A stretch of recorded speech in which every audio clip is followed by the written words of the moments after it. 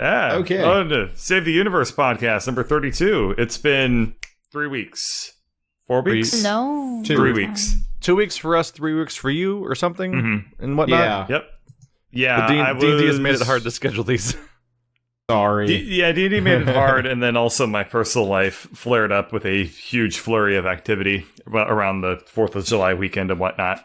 So, I haven't been here, but now I am. So here we are again. I don't think we have any special themes prepared for this episode, correct? Like, we're just gonna this is probably just talking podcast. about stuff that we've been up to. We're talking about video games. Yeah. Return to yeah, I guess form. we will. We will. We'll talk about video games and answer questions. I guess that's the real life video games. And then one of them's going to be play made up. them on your real life computer in your real life world and play some. Well, name 3 real video games and 1 fake one. You have to pick it out. So I was playing Dying Light, Earth Defense Force, Galgun, and Shopapan Castle Time. Castle, man. No. Obviously, the last one. Yeah. Dokapon Alright. Kingdom was fun. The We couple might actually instances be that we able to played do that. online multiplayer with Dolphin now. I think that is actually a function. Dolphin's look it up. the I've been playing emulator, right? I've been playing Rusty Yes. Lake and Morrowind and 999 and Deckervania. I've been playing Towervania. We watched the Castlevania anime recently. Yeah, I guess. Well, we want to talk about video games first, I think. Then we'll talk I've about been playing that. the game that Bird recoiled away from in horror. What was it? The horror game?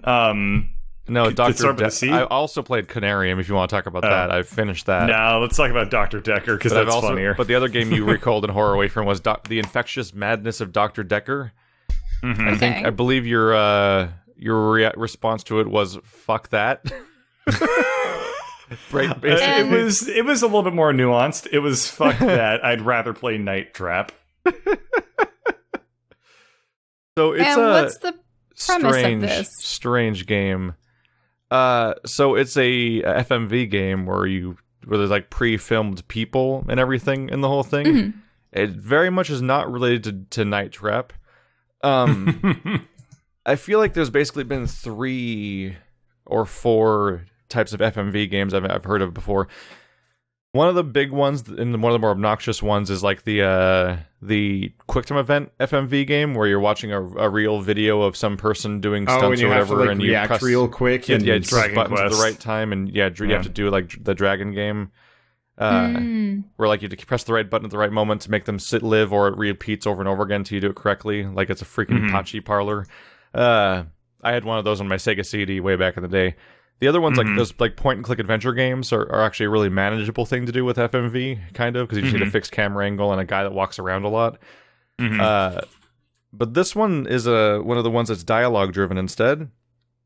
It's super strange, and it's actually like actively frustrating because the premise is actually interesting, and I want to just get to it, but you have to fight your way through the game itself to get to the premise and stuff, which is that there was a psychiatrist named Dr. Decker who has died, and you are getting all of his Dr. patients. Decker died?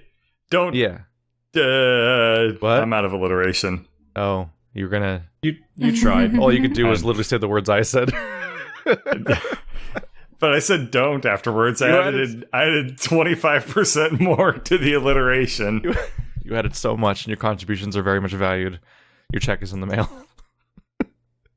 But the premise is that the guy died, and you get all of his patients, and the infectious madness part comes in because he seems to have basically made all of his patients worse instead of better. And you now have to deal with all of them sitting in the same room that he treated them in the first place. And it quickly becomes supernatural. Like within the first session, you start unveiling these elements of each character where they start revealing that they might have some sort of supernatural element to them or a power, and it's hard to confirm whether or not their power is a real power or Now, just like would their you psychosis. say that that's like good, or does that feel like the story's like gone off the rails?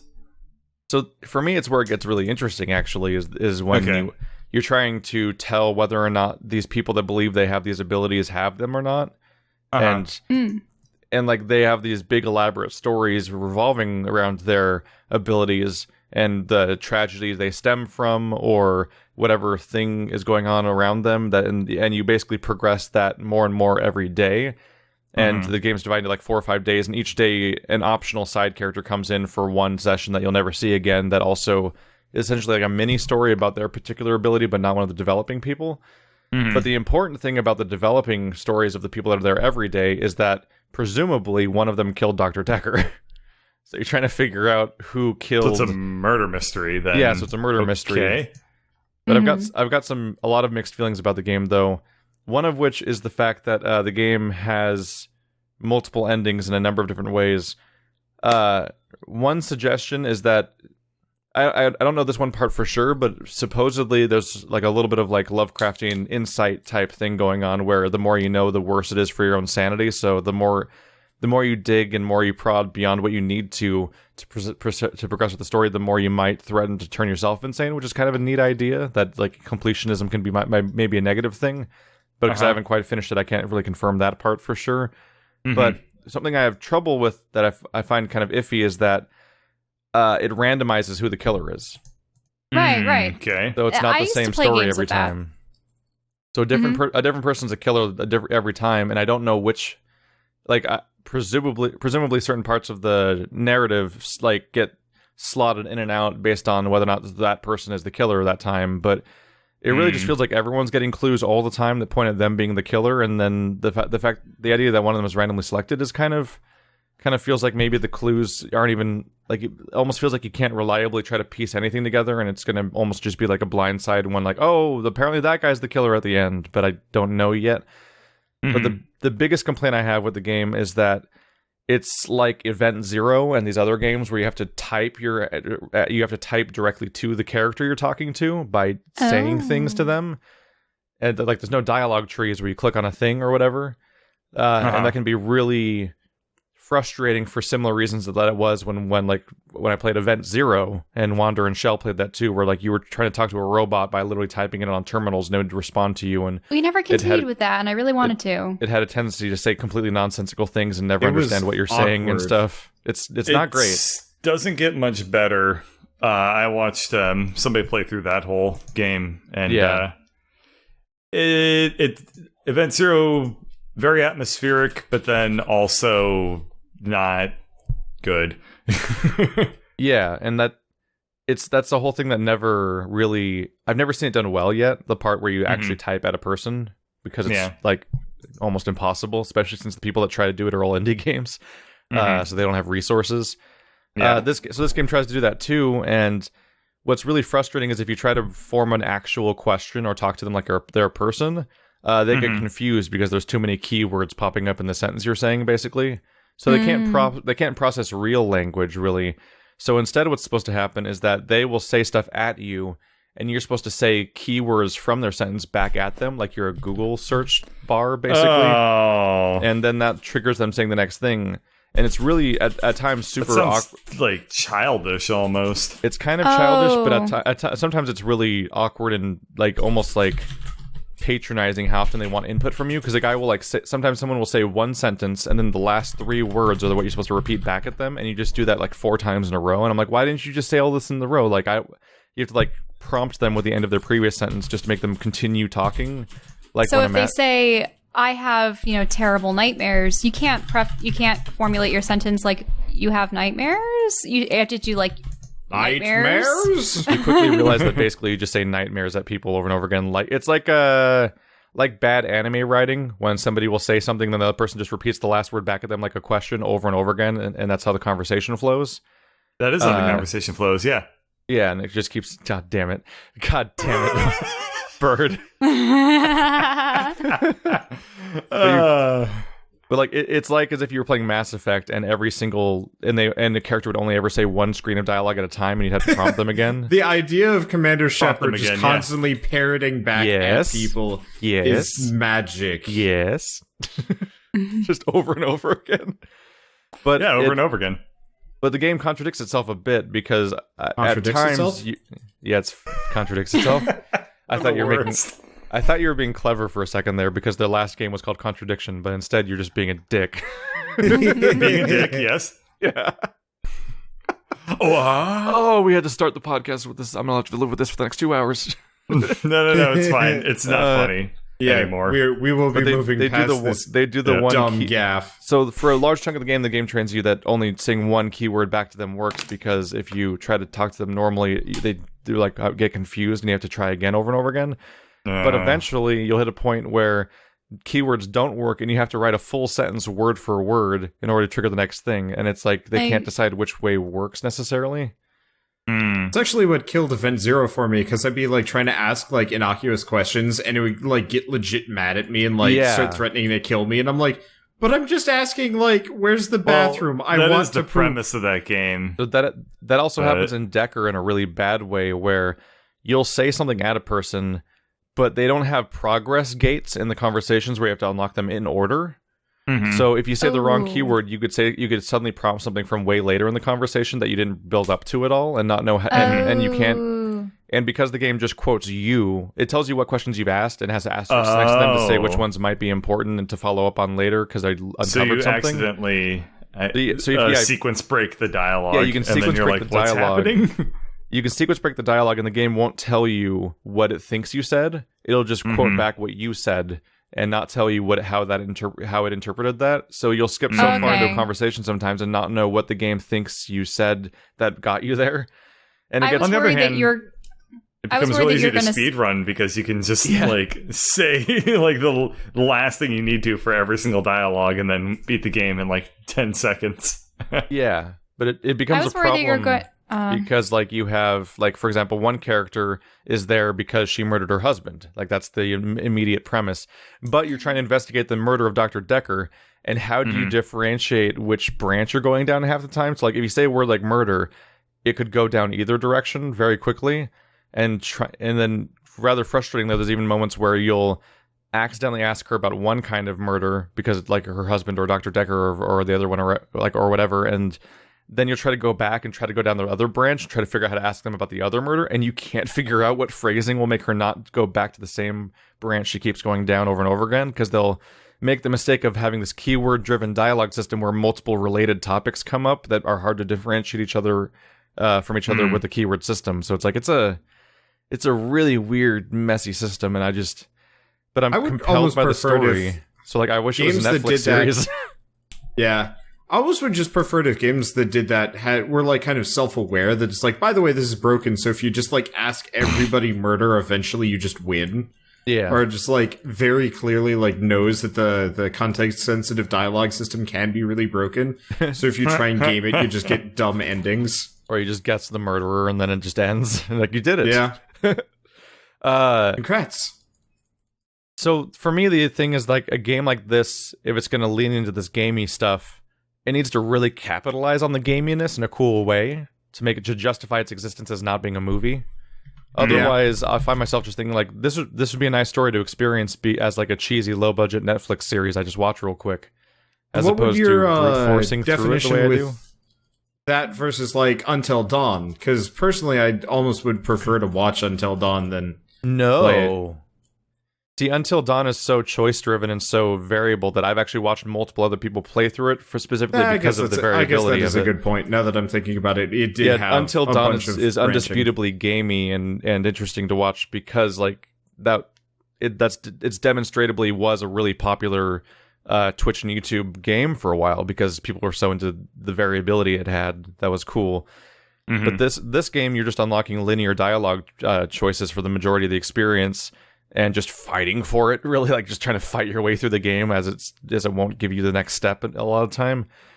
There's thankfully a hint system, and you can dip into it as much as you want to. And the everyone I've ever encountered that played this game before me just actively encourages you to just go for it because the game's too much of a bother otherwise. But there was a really unfortunate moment.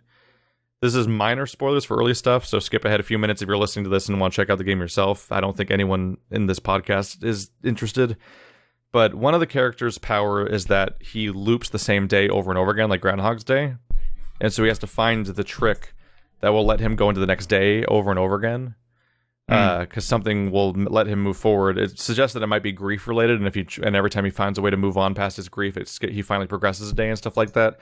Oh, interesting. But that's kind of a cool premise. But you have a conversation with him between days, where instead of him looping, you're looping the same conversation with him over and over again. And you can sequence break his conversation by talking about something he hasn't told you about that particular day, but he did tell you about during the previous loop of the day, and then he freaks out that you're apparently knowing that stuff that he hasn't said yet, because then he starts noticing that you're looping. And I'm like, that's really cool. But that was like awesome. But this is like a 10-hour game so far. That was like 5 minutes of it. Yeah. Like, if the game can capitalize on ideas like that in their next game, because there's like they've already made contradictions, so they'll probably make more FMV games. If they can capitalize on cool stuff like that, then they can this could actually justify its existence as a video game. But as of right now, aside from those few moments, I've mostly been like, this should just be a thing I could watch. I like watching it. Would be better paced and have better flow, and you could just watch these people monologuing at the screen, because that's what the whole game is, and just get through it that way. But it could definitely work as a low budget though. Show, because I mean, you would have a limited set, limited cast, not much for the lines of like attire and whatnot. So, like, as of right now, as an experience, I'm generally happy that I'm seeing this game and what it is and everything. But I rank it similarly to modern Telltale games from the last few years, where it's like it would be just as good as, or even better, as just a thing you just watch.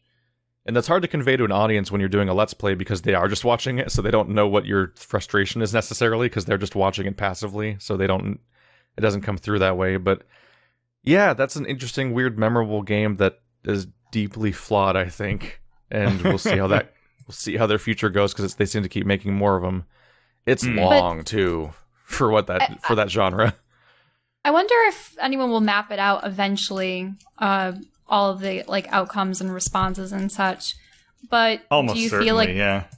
But do you like feel that there's a way for you to progress through the game that can alter the ending, aside from just it's this person that killed him? The interaction of the game, yeah. So versus that person that killed him. What happens is you can push people kind of towards and away from their power, like encourage them to hide away from it or to embrace it, which can both be negative. What happens in the dialogue is basically almost all the dialogue is you just unlocking the next piece of dialogue, and the game is divided into acts, and you can only every character is represented by a red, yellow, or green dot. The red dot at the beginning of every act, except for the optional characters, they're always yellow at the beginning because they're optional. If you talk to somebody enough, they become yellow, and if you complete literally all possible hidden dialogue you could ever find for the entire character, they become green. And as I said before, green might be bad for your own sanity if you push that far, which I'm not entirely certain of because I'm still in progress and I do these things blind, but it seems to be the case. So you have to get every single character of that on your roster, which is somewhere between 5 and 8, plus or minus the optional characters. You have to get all of them to yellow in order to continue to the next act. That's the bare minimum, is just to finish the mandatory pieces of story that you need to be exposed to in order to get to the next chapter. But... and this is the part that tries to enforce the part where it's a game, but it's so minor that it's kind of hard to entirely feel like it's worth it, is that once per chapter, per character, you can basically answer a yes or no question. And that's about it, yeah. So there's a one yes or no question, and they're often false ultimatums that are really frustrating, because you can think of a solution that's often really reasonable, and you can't suggest that because they're not real people that you can actually talk to. So despite the fact that you're the psychiatrist, it's this problem, much like the Pathfinder in Mass Effect Andromeda. Despite the fact that you're supposed to be this powerful problem solver character that's supposed to be in control of the situation, you're actually being told by weird random people that you're meeting on the street to choose between two options that they present to you that aren't necessarily good options, but all you can do is say yes or no. And like that's what's happening here, is like essentially the patients are practically self-diagnosing or coming up with solutions for stuff, or going down paths on their own, and then you can just put them in one direction or the other based on their ultimatum, which is very frustrating. It'd be really interesting how the whole game's progress is built around. Oh, how many characters are there that you interview with? So ignoring all of the optional side characters that show up for one day each along the way, you have 5 patients, and then Dr. Decker's and your secretary, who is there for kind of grief counseling and kind of for being a character you can ask about things that the other patients say. Okay, because I'm wondering if there are, like, depending on what combinations of people are pushed to actually embrace their powers versus turn them away, like, if different combinations of yes or no will result in different endings. Not just a, like, you know how could you end up games, assembling an X-Men force? That would be funny. Yes. Because I find it's interesting how I remember like all the way back at Knights of the Old Republic, you pretty much had to 100% light side or dark side in order to get the super special armor at the end. And yeah, that's true. If you didn't 100% like dark or light practically, then you're just sort of like in the middle and it didn't really give you any benefit. But I always wanted a game where you didn't have to push to the extremes to get something different. Yeah. Or that should be its own possible outcome, basically. Fallout New Vegas did a really good job with that. Well, New Vegas didn't really have, like, good or bad or even, like, many binary things. It was just like, here's a bunch of different endings. Here's a Walking Dead-esque, like, really good apocalypse scenario, society. Find your place. Yeah, that game. It's good.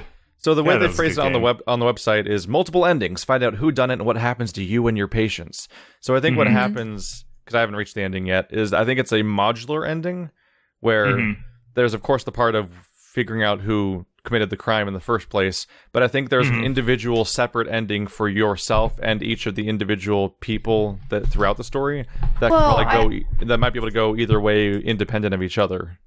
Like, I'm imagining this. I'm imagining that you expose the one individual that knows how to use their powers to kill people. And depending on your relationships with the other patients and whether or not you encourage them to form their own powers, if some will actually, like, come to your defense or leave you to get murdered by the guy, like, what if there's, like, a balance? What if you need more that have, like, I don't know, like, maybe some people, when they manifest their powers, they use it for evil, but others for good, and it's all determined by, like, your interactions with them, and... what it should be is, depending on the number of people that you help, they all determine that you're not guilty, and the people that you hurt determine if you're guilty, and then you can either go to jail, or you can fight the dragon tank early. Wait. I knew that was coming. I was like, Bird is going to continue this with something nonsense. Oh, like, wait. There it is. Where did you pull from for that one? Like, where I lost every game should have a Hatoful Boyfriend mode where the secret ending involves, like, JRPG battles and shit like that. Did you guys ever hear about that? That was Chrono Trigger. Oh, by the way. Yeah.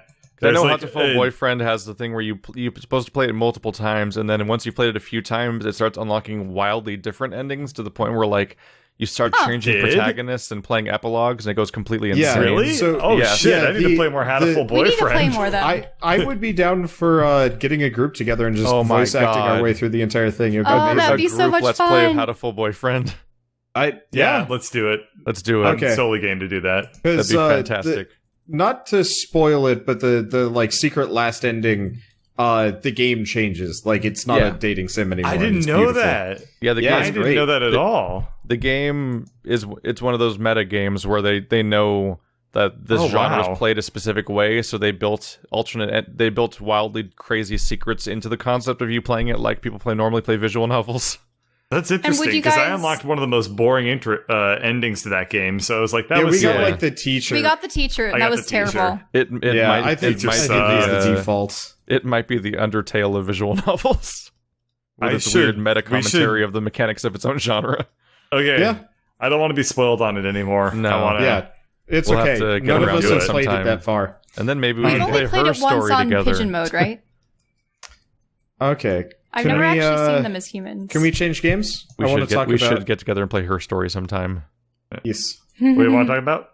I want to talk about The End Is Nigh, McMillan's latest game. Mm-hmm. It's so Rich good. Evans' latest game. I mean, yeah, technically. So I didn't know he was going to be speaking for that. I'm like, wait, I don't know much about Red Letter Media, but I recognize his voice. Is that you? I recognize this way too much, yeah. But it was actually really jarring having him speak as like the main character, because I don't think Super Meat in one of his games. Yeah, but like, well, there was like a narrator in Binding of Isaac that worked perfectly, but it was a narrator, it wasn't Isaac. Whereas like in this one, it's very distinctly like the main character being like, so let's do kind of like a self-referential like video game, and it's broken. Well, I guess I gotta go find some friends to, make a game with and repopulate the world, maybe. I'm trying to be like kind of vague here because honestly the plot I think is pointless. In the intro, it's like he's let's playing his own game basically as a Twitch streamer. Pretty much. But then you proceed to just immediately go into fairly mid to high tier Super Meat Boy tier like difficulty platforming. And have fun. Seems to be based. The beginning seems like it's based on the final level of Super Meat Boy. The end. Yes. Oh, interesting. Yeah, so there's probably a tie-in. But it's got kind of this like wonderful gloopy like visual style, and you can't wall jump in this one. Instead, you can just wall hang, like hang off of ledges and stuff like that. It seems like so it actually makes it a little bit harder. Like challenging platformer. Oh, it is so challenging. My thumb, like, I recorded one episode today, and my thumb still hurts. The part where you're playing as like a clingy blob thing makes it seem like it's like Super Meat Boy crossed with Gish, the game he made beforehand that people are way less likely to remember by comparison. Yeah, that's interesting. It is. I mean, realistically, a lot of it is fairly basic platforming. You've just got a bunch of things that'll instantly kill you. You got a lot of, every level kind of either iterates on a previous mechanic or adds a new mechanic that you have to deal with. So, third level adds water. And it's like, okay, so now I can kind of swim. But midway through, it's like, by the way, the water's acid. You can only be in it for 2 seconds. So suddenly you have to kind of like change all your kind of like strategies. And realistically, getting through the game is challenging, but not impossible. But there are secrets and collectibles that you're actually kind of required to get. They're tumors, which I don't know what they do, but that's what I've been collecting. But there's also secret keys, game cartridges, and like mega tumors. And I really don't know what I'm going for here exactly. But every tumor is just placed in a regular level in like the least convenient location possible. And so you have to wildly like change your strategy going for the level, because you have to not only grab the tumor, but make it to a screen transition to save it. So if you just die, you have to get it again. But if you can manage to either go forwards or backwards, you get to keep it. And like some of them are like legitimately almost impossible. Was the one that I was having the most amount of trouble with. I mean, even like simply the beginning of the episode for today is you have this big open gap with these spike balls that are kind of just flying across it as though they're being blown by the wind. And in the center of the gap is a small platform with a spring pad on it. But the moment you touch that platform or even go over it, it starts to like crumble and go down and go like fall off the level. So you have to go bounce off the bounce pad and go right. But if you want to get the tumor, you have to bounce off the middle part, back to the left where you came, but like just below it because you couldn't reach it earlier. Then back to the middle part, but you have to get like a perfect jump. Otherwise you miss the bouncy pad. It is very hard, but like it's the kind of game I could see showing up in like SGDQ, and it just looking like pure magic as a person flies through. Probably. Knowing exactly when and where to jump and stuff like that. I mean, it really does feel like one of those really high-tier Mario games. Yeah. People have tried to speedrun Super Meat Boy, and it's infamous for being very, very difficult to get set up because it has a lot of technical problems, which I didn't really know about. But we'll see. Maybe this one will be different. As far as I've run into, no technical problems whatsoever. It's very well made. Now, one thing about speedruns in, say, those kind of platformer games, do you know how projectiles work? Like, does a projectile start when you enter a new stage, or is it at random? Because I'm wondering if even being off a couple milliseconds could affect your gameplay. It is so specific. Like, I could repeat the same action every single time and get the exact same result. So I don't know. You mean entering every new area, the projectiles would be The flying exact at the same? Yeah, the exact same positioning. Really? It's super so predictable. someone really memorized it, they could get all the way through. Yes.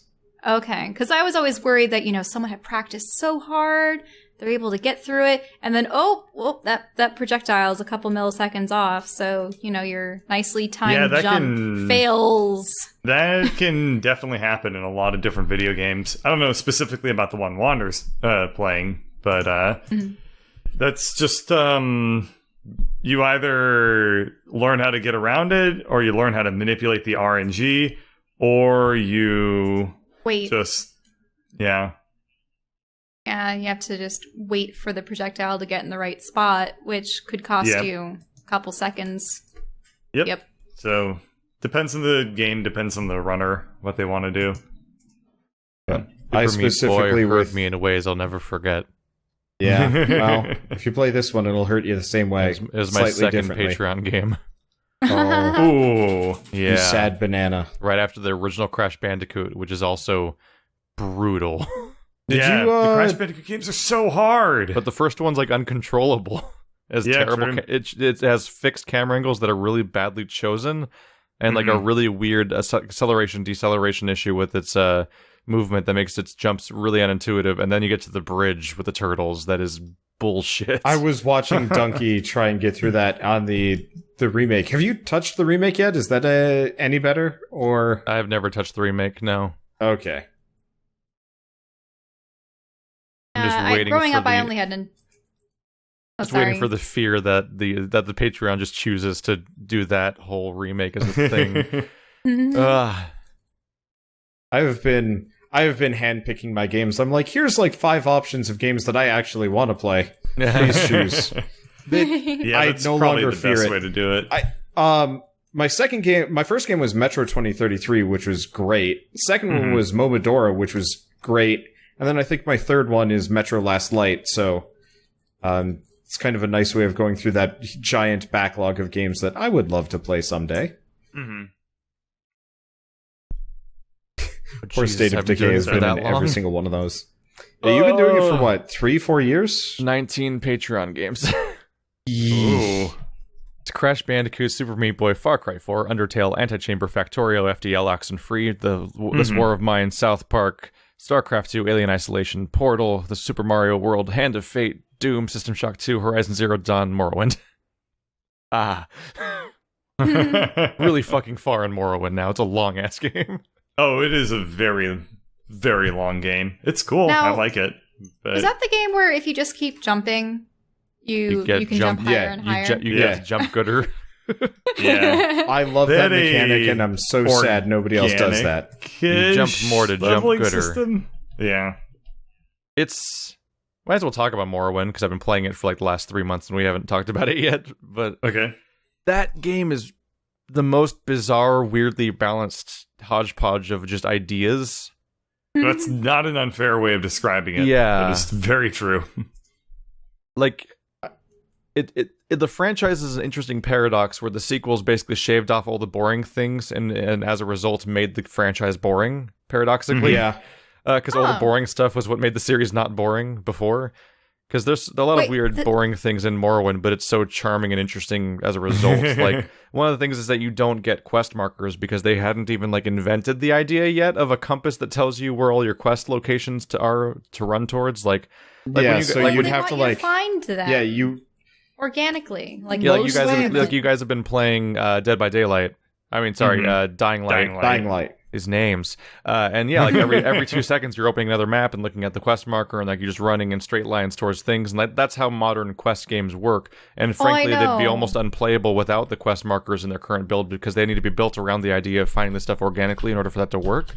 And you just turn off the compass and turn off the map and notifiers of where to go.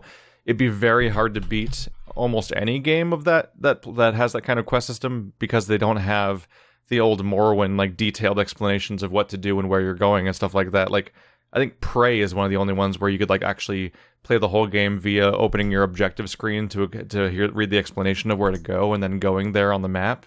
Because it's also hilarious. A layout you can follow. when you can pull the map screen up and you just run to your objectives by seeing through the map. And it's terrible because then you're not actually experiencing the game, but some people do that, especially for MMOs. Oh yeah, opening World of Warcraft, pressing M, and then having like tab or caps lock or whatever was the run button, and just running in a straight line, and then pressing like A and D a little bit to rotate, and then just autopiloting on the map screen towards your objective or where you're trying to get to. And that's because it got better when you got the mods that gave you like a GPS arrow that's like, by the way, turn left here, and it's like, yes. Yeah. Yeah, there's a couple things that if you do want to play Morrowind today, I would recommend you do. And one is you need to mod the leveling system, and two is you need to mod in some quest indicators. Quest indicators are a little bit on the optional side, but you should definitely mod the leveling system because while it was really creative and had some very nice attributes, it wasn't really well balanced. No. And one of my points is actually that not having quest indicators is what's interesting about the game, because it is, yeah. When you're told a quest, it literally gets written in your journal, and your journal is a chronological history of these quest notifications, like all the way to the point where, like, when I got a major quest where I had to become the Nerevrine and Hortator and had to make like 6 factions like me, I had memorized that like it was page like the end 90. Of the game, right? It's like the beginning of the last act or whatever. Wait. So it was on page 90 something? I hit a point where I had memorized what page of my journal that entry was on because I kept having to refer to it to figure out the names of the people I'm trying to convince and stuff like that. Like, and you see, nowadays you just have tabs. Yeah, like it was just it was such an interesting like occurrence in a game to have like my favorite page of my personal journal that I refer to constantly as a reference material. And, like, people tell you how to get to places via, like, landmarks and cardinal directions and street names. Oh, yes, south of the swamp lies an ancient tree, and there beneath its knotted roots, there's... It's exactly like that. It's a lot so it's like, I'm going to have to run around the swamp and see what the southern edge is like. It's a lot like early World of Warcraft quest descriptions, where you had to read the quest in order to figure out how to do the quest, because people hadn't started using Thoughtbot yet. Didn't EverQuest tout that as one of their major? That's how most Western RPGs used to work before they invented before GTA came up with the mission notifiers, and then everyone started putting those in their RPGs, starting with like Oblivion and so on. And there's an interesting cross section where or midpoint where Oblivion has that compass for quests, but also has ultra detailed explanations of where to go everywhere, just like Morrowind. But when you open a quest log in Skyrim now, it's just like, light the 4 beacons. And it's just like, light beacon 1, light beacon 2, light beacon 3. Like, it's just 4 objectives floating with 0 context or explanation or description of any kind, because you're just supposed to run at the GPS notification, which means you're just staring at the map in the corner and running in a direction and not exploring. Whereas the effect Morrowind has with its way of handling quests is that it feels kind of like Metroidvanias and stuff, where you start learning the map itself by playing it, and you just know your paths, and you know how to get around, and you know the bus, you know the like actual like straight up public transport, because Morrowind has this planes, trains, and automobiles thing going on, where it has 4 different types of transportation that are all limited, and it's a really cool idea. Like you go to the first town, and there's a Silt Strider there that'll take you to the town you need to go for the first quest. And that Silt Strider network only encompasses like 6 towns total, and they're all on the west side of the island. And the east side of the island has like 6 docks where people will take you from dock to dock on their boat. And then every Mages Guild, of which there's only like 4 total, have a teleporter that'll take you to the other Mages Guilds. Yeah. So you have 3 different overlapping things, so you have the experience of like getting on a train and taking the train into the city, and then getting on the bus to go to where you're trying to go, but in a video game. And there's no fast travel where you just click on a town and go there. So you have like straight up paths you use to navigate the world that's actually like really interesting and makes it feel cohesive in a way that I specifically remember from when I used to have to play vanilla World of Warcraft, when there was no flying mounts and having to like figure out like, okay, I'm going to go to this place to teleport.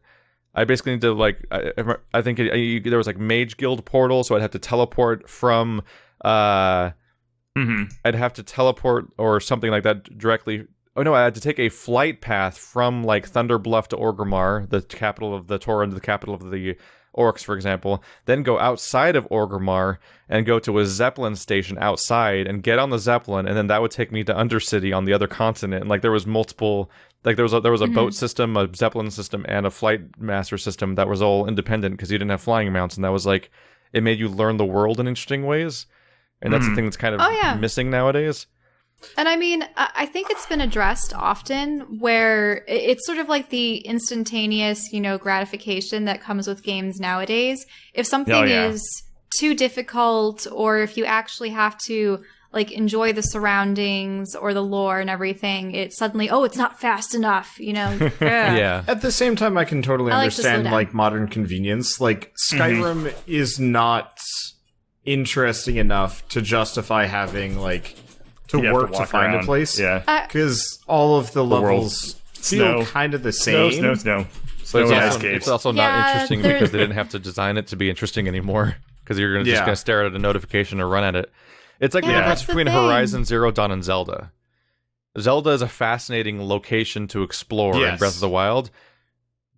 How much did you feel like you explored really in a Horizon Zero Dawn Wander? I actually started intentionally avoiding it because I didn't enjoy it after a while. Well, yeah, like at some point you just go to the next objective and just proceed with the story because the world is just kind of an open thing with no actions to perform in it and no things to really find besides collectibles that you don't really have a reason to care about. Yeah, and a bunch of letters on the map that say where quests are. Well, when there are like hidden gems and grottos and interesting like lore tidbits scattered about in like various nooks and crannies, that's when I'll run around an open world more often. Yeah. I wonder what the first game to have fast travel was, because I was just thinking back to it. Like, interesting question. I don't actually know. I don't know. I remember playing Betrayal at Krondor, which is a DOS game from like 1993 or something like that. And that game had actually relatively similar fast travel system as Morrowind did, where you would go to like the Mages Guild, you would pay X amount of gold, and they would warp you to another Mages Guild location. Yeah. And then another old game, A Link to the Past, had sort of a fast travel system, right? Like you use the Ocarina to warp back to Kakariko Village. Is that what it was called back then? I don't remember. I think the village is always called Kakariko, yeah. I don't remember how it's pronounced. It's confusingly Kakariko Village and Kokoro Woods. Yeah. So I always mix those up. Yeah, Kokoro is the other one. Yeah, so Kakariko Village, you could warp to that one using the Ocarina, and that was probably like 94 or something. So we've had fast travel in video games for a pretty damn long time. You could even do it in Chrono Trigger too, couldn't you? Because you could warp to the end of time. And Diablo 2 had you traveling to waypoints. Yeah. That was like mid-90s, late 90s. I feel like it was Oblivion-ish, though, around the time when you were literally like, here's the giant map of the entire open world, click on any of the icons to go to it. Yeah, Oblivion was one of the first series to really like open up fast travel like that, I think. So the first game to have fast travel was YS1, which is a JRPG. That's an old game. Yeah, it was a JRPG. The East series? Yeah, apparently. Holy shit. Yeah, on the PC in 1989 by Hudson Soft. Yeah. But apparently they, I believe it's supposed to be the one where they added fast travel as like a thing. Huh. At least that's what I can find in my basic searching. There might be another one. I tried playing one of those. I was not into it. I mean, fast travel was always a very efficient plot device in Star Trek. Yeah, true. Just do like a little wipe. You mean the murder machine that clones you? That was only a couple episodes. No, that's every episode. That's literally that's not even close. That's all that the teleporter does is kill you and make a clone of you. Oh, that theory, I suppose, is one of many theories. It's not a theory, it's like the official canon. It's literally confirmed over and over again throughout the series, and for some reason no one acknowledges it in the series that much.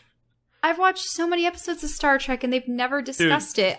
The only... There's people that interact with a copy of themselves from the transporter. Or like people or they try to transfer someone down to a planet and they'll like get lost and they can't transfer them correctly, and they're like, we'll try to retrieve them from the buffer. I'm like, the buffer? What, from Ram? That's that the was real Scotty. person and not a weird That was copy. Scotty. Yeah, sorry, Scotty's dead. You're dealing with the 17th iteration of the clone of Scotty. They have a very, very strong sense of self.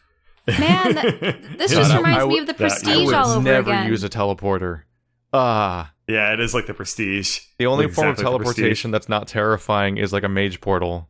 Hey man, think about it this way, Keith. Whenever you wake up, you're coming back from a broken stream of consciousness. Therefore, that's not a broken stream of consciousness. Though they're literally destroying you and rebuilding you somewhere else with your memories. When you wake up, you not the same thing. have all the memories that you had before you fell asleep. So you still feel like you still feel like you're you, but you weren't because your consciousness was broken. If real teleportation ever happens, if I'm ever going to use it, there better be literally bending dimensions around my ability to walk from place to place. You don't want to because if they're going to die to save time, they better be undoing the world to make me teleport as opposed to undoing me. Because if they're undoing me, they're just copying me. There was a book that I read a while back, and it's consistently one of my favorite books that I like to talk about. But Old Man's War. They're talking about how they did warp drive effectively.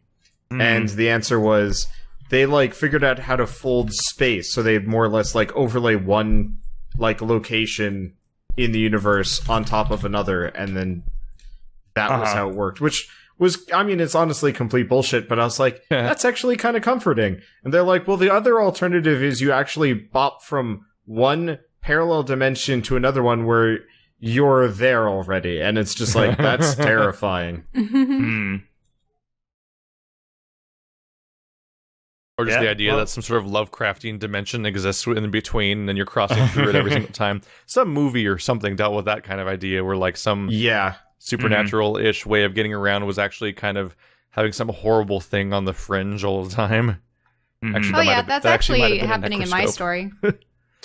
But just to finish the thought before, because we talked about the cool part of Morrowind, which is the world building and the part where you actually feel like you're exploring a world and understanding it and stuff like that, to the point where when you reach the climax of the story, they just give you documents you can literally pour through to understand the entire backstory. And one of the cool parts about that is that there are two conflicting reports side by side that tell alternate histories of what actually happened that caused your death and reincarnation, and the previous and what the current threat that the world has. There's two completely conflicting the two reports completely contradict each other, and the people who wrote them are still alive and will advocate for their perspective and stuff like that. And even history is a thing that is told by people in a very real way. But that's cool. But there's some really dumb stuff in that game. There's real dumb stuff in that game, and a lot of it has to do with the leveling system, which is really cool on paper. The idea that if you do stuff a lot, you get better at that stuff. The leveling system sucks. So what's really iffy about it is that is specifically the actions that are really hard to succeed at. All of those leveling systems are really, really iffy. And so the two big ones that come to mind right off the bat, maybe three even, well, two primary ones are there's the persuasion system, the speechcraft or charisma or whatever. I always forget what they call it in this game. And there's the stealth system. Between those two things, I've never liked stealth in any of the it's Bethesda so titles. Rudimentary at best. The stealth gets better over time in the later games. It never gets mechanically satisfying and complex or interesting, but it's at least functional by the time you get to Fallout 3 and Oblivion and stuff. I played a stealth archer in Oblivion. I remember it working, but in Morrowind specifically, stealthing works where you sneak around and you can see a little icon saying whether people can see you or not, and you can work with that a little bit. But if you try to pickpocket somebody, it's impossible. Flat out impossible. And the difficulty of it's totally out of whack, where if you go to the very first Thieves Guild you encounter in the entire game, their first quest is go into this house and steal this key, and you just go in the house and steal the key because lockpicking is easy and stealth works fine mostly, but and all you have to do is just interact with inanimate objects. The second quest, literally the second Thieves quest of the entire game, wants you to pickpocket someone in order to get something off of them, and it's basically impossible. I was already playing a character that was specialized in stealth to begin with, and I could not do it, but the quest also gives you invisibility potions, and I tried using the invisibility potions while I was pickpocketing, and even that, it was impossible to do it. And I waited for my fatigue to max out, so I had a full stamina bar, so it wasn't impacting my dice rolls. And then I even went and grinded several dozen ranks of stealth, and by just standing around in a tavern and raising my and sneaking, quote unquote, by crouching in a corner. And that's not efficient leveling, so that screwed up your character progression. It's not great, but even after I spam all of my ranks, I spam all those extra ranks of stealth, and I use my invisibility potion. I still can't pickpocket this item off this person for the second ever Thieves Guild quest. It's like the difficulty makes no sense. How does pickpocketing work? It's not like it just is a dice roll on whether or not you get somebody in stealth. Dice roll? You sneak up behind somebody in stealth and then open them like a chest, basically, and their inventory is there. I thought it was going to be something that was not a also minigame. Like. Oh, it would be so much cooler if you could actually see the items on their person, and you had to pull them out like you were playing a weird fantasy version of Operation. Or are you doing that? I mean, I'd say just point yourself at them and be like, "I want to steal that coin purse on his belt." I want to play fantasy Operation. It'd be like stealing the pretzels from Night in the Woods. Yeah, but that section was annoying. So after spamming several dozen ranks of grinding and using invisibility potions, I still couldn't pickpocket this guy in this game. It's like it's baffling. And Speechcraft is similar, where you'll do admire or whatever to try to get somebody to like you more, and it has a 90% failure rate where they massively like you less. God, yeah, I remember that. And so the problem here is that the idea is you're supposed to use skills a lot to make them get better over time. But why would you ever use pickpocketing or Speechcraft if they have like a 90% failure rate and always screw you every time, just so that just based on the premise that maybe 40 hours from now they might screw you over less? Like it's an insane premise. So like you end up having to work around these broken systems because the progression system doesn't actually encourage you to use the mechanics. Because the premise of the idea is to use a skill a lot to get better at it. Like they're encouraging you to use your favorite skills and then reward you for using your favorite skills by making them better. But they instead just discourage you from using the skills by making them broken and unusable, which means you'll never level them up, which means no one ever plays stealth characters. It's a weird mess. Also, I mentioned earlier that I said Keith, by power leveling stealth, was throwing off his character progression and efficient leveling. So the way that Morrowind leveling works is you have 5 major skills and 5 minor skills. And if you level the wrong skills too much and your character build gets out of balance, by you overlevel your major skills, if I remember, that's how it used to work. If you overlevel your major skills, then you level up too fast and enemies get too difficult. Yes. So you have to level up things a certain way, but if you can only get X number of skill points per level. If I remember, that was the system, right? It's been a long time since I played Morrowind. What happens is that you have 5 major and 5 minor skills, and every time one of them gains 1 level, then you get 1/10 of the progress towards getting your next level up for your character as a whole that you get from resting. But then additionally, every skill that you have has an associated stat like strength and intelligence, stuff like that. And every time you get a skill up for a specific skill, you get a multiplier on how many points of that stat you can get if you choose that stat for next time you level up. So if you get 5 ranks into something that actually be strength related, for example, then you would then get be able to get 5 points of strength in one level instead of 1, for example.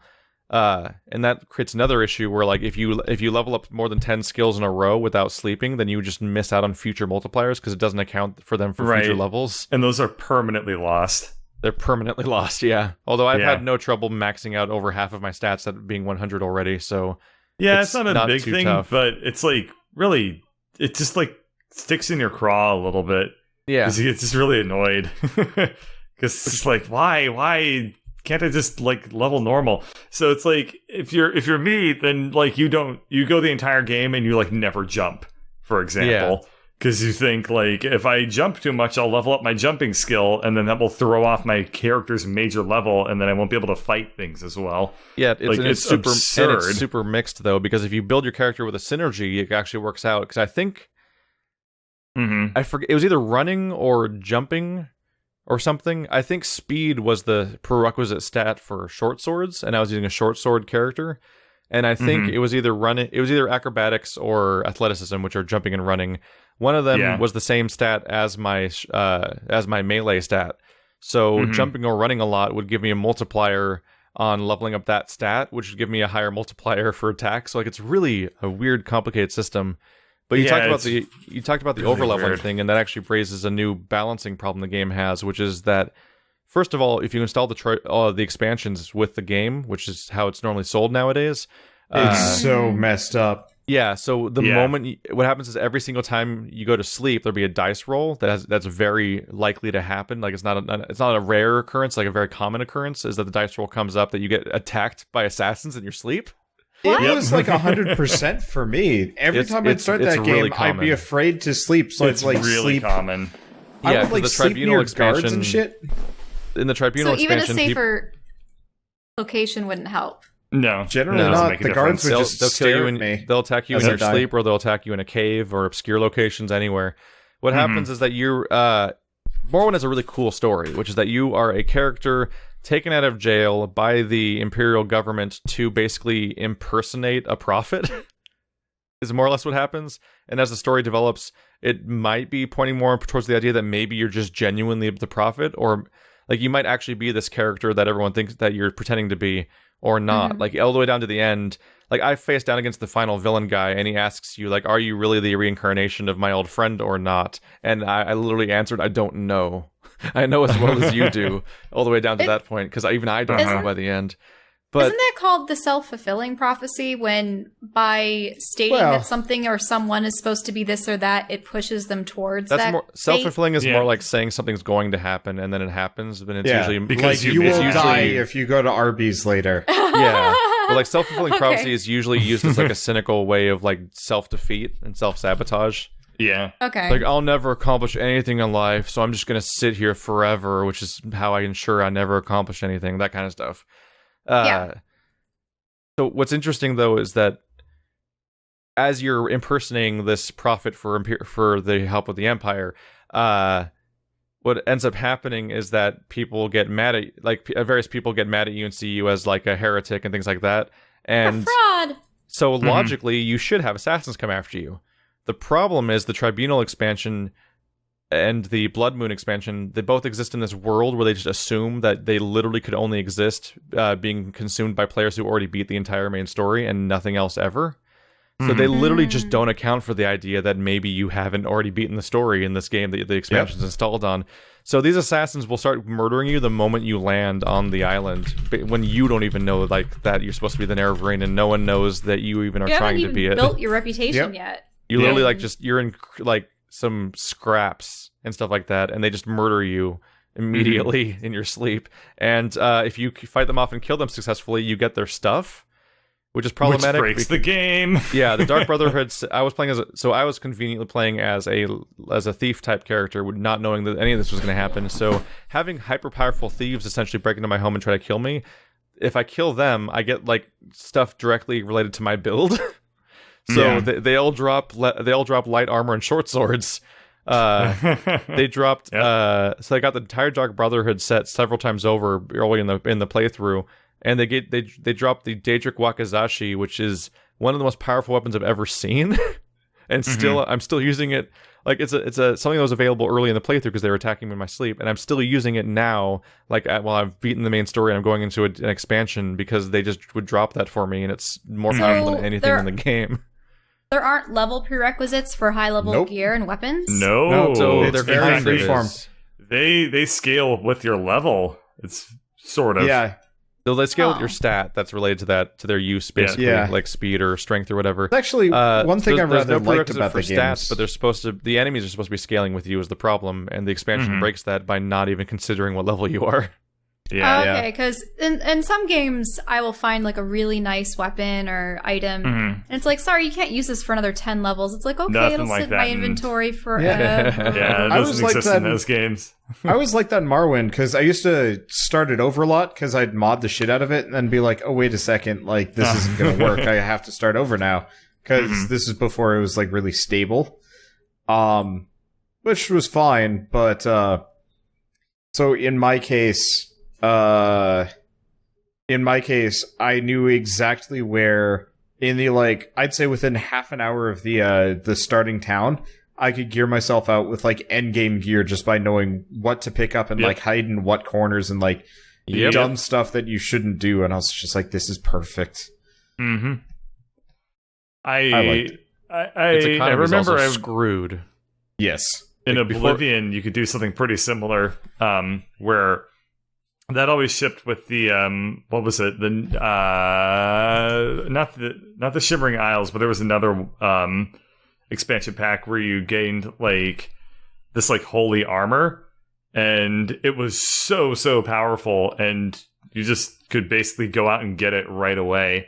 And in the base game, that was never in there. So if you go out and do this DLC, you get this, you're kind of pushed towards doing this quest that way overpowers you. And then the whole game is totally thrown off, because it was meant to be something that, people did after they got kind of bored with the game. Hey, come back in, start a new character, and here's a bunch of stuff that you can choose to do to get more powerful. To boost yourself right up. away. Yeah. But if you've never played Oblivion before, you think that that's just a normal part of the game, and it's just ridiculous. So I'm surprised you haven't really mentioned the spellcrafting system. Do you just not do a whole lot of? Okay, yeah, because that is funky. the thing that they killed, and it's the reason why I don't like Skyrim or Oblivion that much. So I wasn't necessarily going to talk about specifically spellcrafting, because I don't actually do that necessarily, but I do enchantments, which is similar-ish. But yeah, the Oblivion has a lot of, not Oblivion. Morrowind has a really interesting amount of freedom, where if you learn all these different spell effects from different trainers scattered around the world, they get added to your overall catalog, and you can combine them into other spells or into enchantments for your gear, which can either be the equivalent of spells that have charges on equipment, or what I eventually did was making permanent constant effect enchantments that would just be actual buffs for my character, which is really the main thing I was interested in getting. And that points to another issue, which is that once the game scales a little bit higher, once you just get a little bit more capable, the game becomes very certain that it's time to just dump mega enemies on you. And these mega enemies, like the Golden Saint and stuff like that, first of all, they drop absurdly expensive gear, stuff that, in a game where the average person has 250 to 1,000 gold total, and the amount of gold that a individual a merchant has actually affects whether or not you can sell stuff to them and everything. You quickly start getting loot that is 10,000, 50,000, 100,000 gold in value, and you're like, the fuck is this? How does this fit into the economy? But you can sell it because there's NPCs out there that have 5,000 gold. So then you can sell, if you sell a 5,000 gold item to an NPC, then sleep for 24 hours and come back the next day, their gold reset and the item's still in their inventory. So then you can buy the 5,000 gold thing from them and sell them a 10,000 thing, because they'll have the 5,000 of the normal stock, and then buying the 5,000 from the value item that you already sold them earlier back from them puts 5,000 in their inventory, leading them to have 10,000. So you can staircase it up to 10,000, 15,000, and you can eventually sell off all your really high value things, which completely breaks a lot of the game, because the game is full of trainers that will train skills for you for what seems like expensive prices of sometimes 300, 500, 600 gold per skill. But if you're getting 150,000 gold from a single item, then you can just be yeah, I'm just going to max out all of my skills now at trainers in a few minutes, as opposed to playing the game. And it feels like you're playing the game correctly until you realize that there's nothing that can compete with you anymore, because it's using the game's own systems, but they're just not balanced or taken care of very well. And one of the things that comes up is that when you capture this, the important thing about Golden Saints is that they have the most high value capacity souls. And so when you put them in a soul gem that can actually contain them fully, you can use that to put enchantments on your gear that can be at times absurdly powerful. And so midway through my playthrough, I got rings that would give me 24 stamina per second and 5 health per second.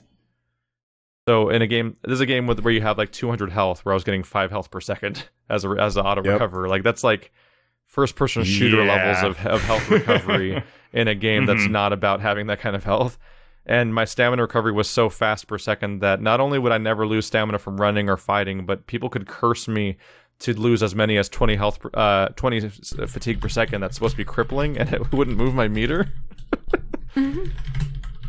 It's so the economy, like, so quickly you find such valuable items from regular enemies with no real grinding, where you're like seeking out riches or like grinding levels, and you can completely break the curve because of those kinds of systems. There's so many ways to do that in that game too. Like that's just one of many avenues where Morrowind can just be utterly broken for you.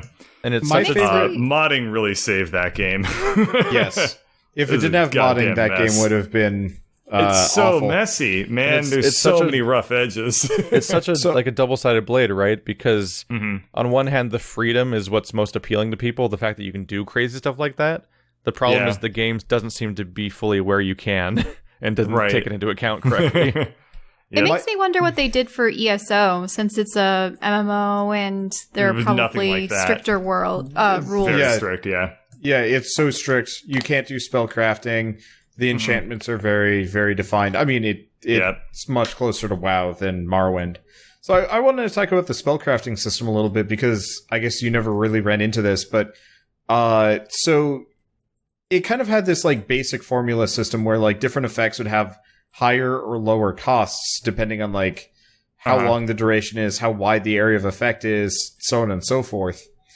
And my favorite was to make really wide area spells that do very minimal damage over time for like 2 minutes, and then cast like 4 of them and just run around with it. Like Warframe. I remember. Yeah, it's like one of the most broken things you can do in that game, dude, because they press the hurt button.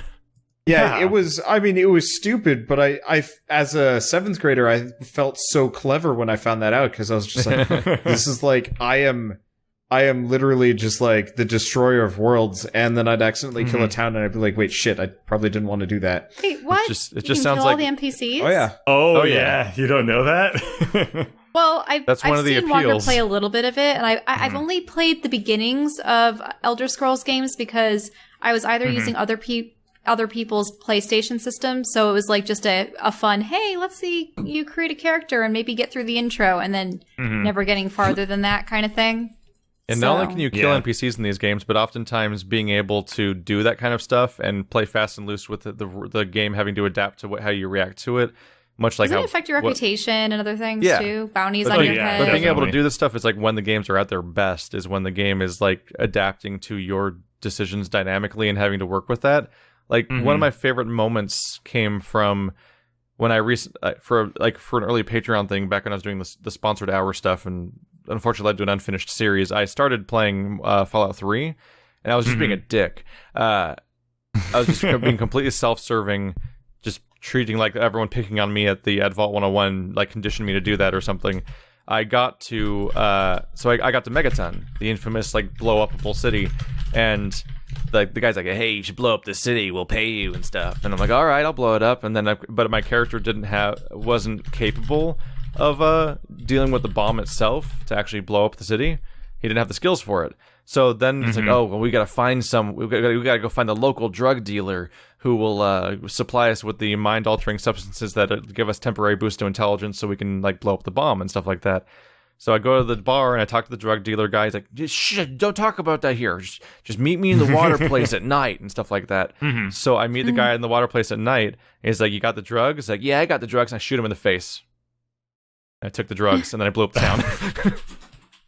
Like, well, he wants to sell you this stuff, and like there's a whole NPC interaction planned out, or you could just shoot the dude and take his shit. And the game allows that, which is great. Like just to demonstrate to my audience, in today's Prey video, I got to the place full of all the innocent people in Prey, and I saved and I killed everyone. And just I watched as the objective change to adapt to the fact that the person I was supposed to talk to is dead now. In some games, killing them off actually prevents you from proceeding with that quest line unless you Morrowind and Oblivion definitely does that. Yeah. I sometimes when I was playing Oblivion or Fallout New Vegas, whenever I would get kind of bored with that game, I would just save, and then I would just murder every NPC, and then I would reload, and then I play the game normally. But really it's helps such to deal a good with characters like Moira. I could never bring myself to do that. Never. Oh, it's so fun. You should definitely try it sometime. No. Just play Oblivion, Not get all bored, the innocent townspeople. No. get bored, go to the main town, and just murder everyone. Listen, just every now and then, Shell, when you're playing role-playing games, you need to role-play a character that's not just you. Hey! So I will do that in Fallout You 4 make a where I'll character save. that behaves certain ways. I'll do that in Fallout 4 where I just save and then murder my entire settlement because I hate them. I hate everything they It's stand a really for. good way to vent your frustration at how stupid the NPCs are. One of them picked up a fat man, Oh no! and I was trying to defend the town, and then he fat manned me in the back. There was nobody nearby. He just shot it because he couldn't figure out how to aim shots because it was arcing. And I died in the middle of a field surrounded by no one. I'm not very good at Nice. playing villainous characters because unless there's an enemy or an opponent that is like just so deplorable, it's like, okay, yeah. I mean, for that based on your offense that D&D you character, committed, Shell, you play Boy Scouts or Girl Yeah. Scouts. I don't know. There's not really good. And like, you don't Other have to term be for chaotic it. evil, but you can be a dick. Like I played Dragon Age Origins, and you and Alistair and Morrigan show up at like the first like refugee town early on that's going to be only available for that chapter and not be around later, and it's your chance to try to recruit some certain characters, and one of the people is Sten. And Sten is in that cage, and he's like, "I murdered an entire family," and I'm like, "That's nice, bye." and I just left. And Well, you see, Sten, that and I Sten would died probably be like, horribly nope. in that cage when the Darkspawn came.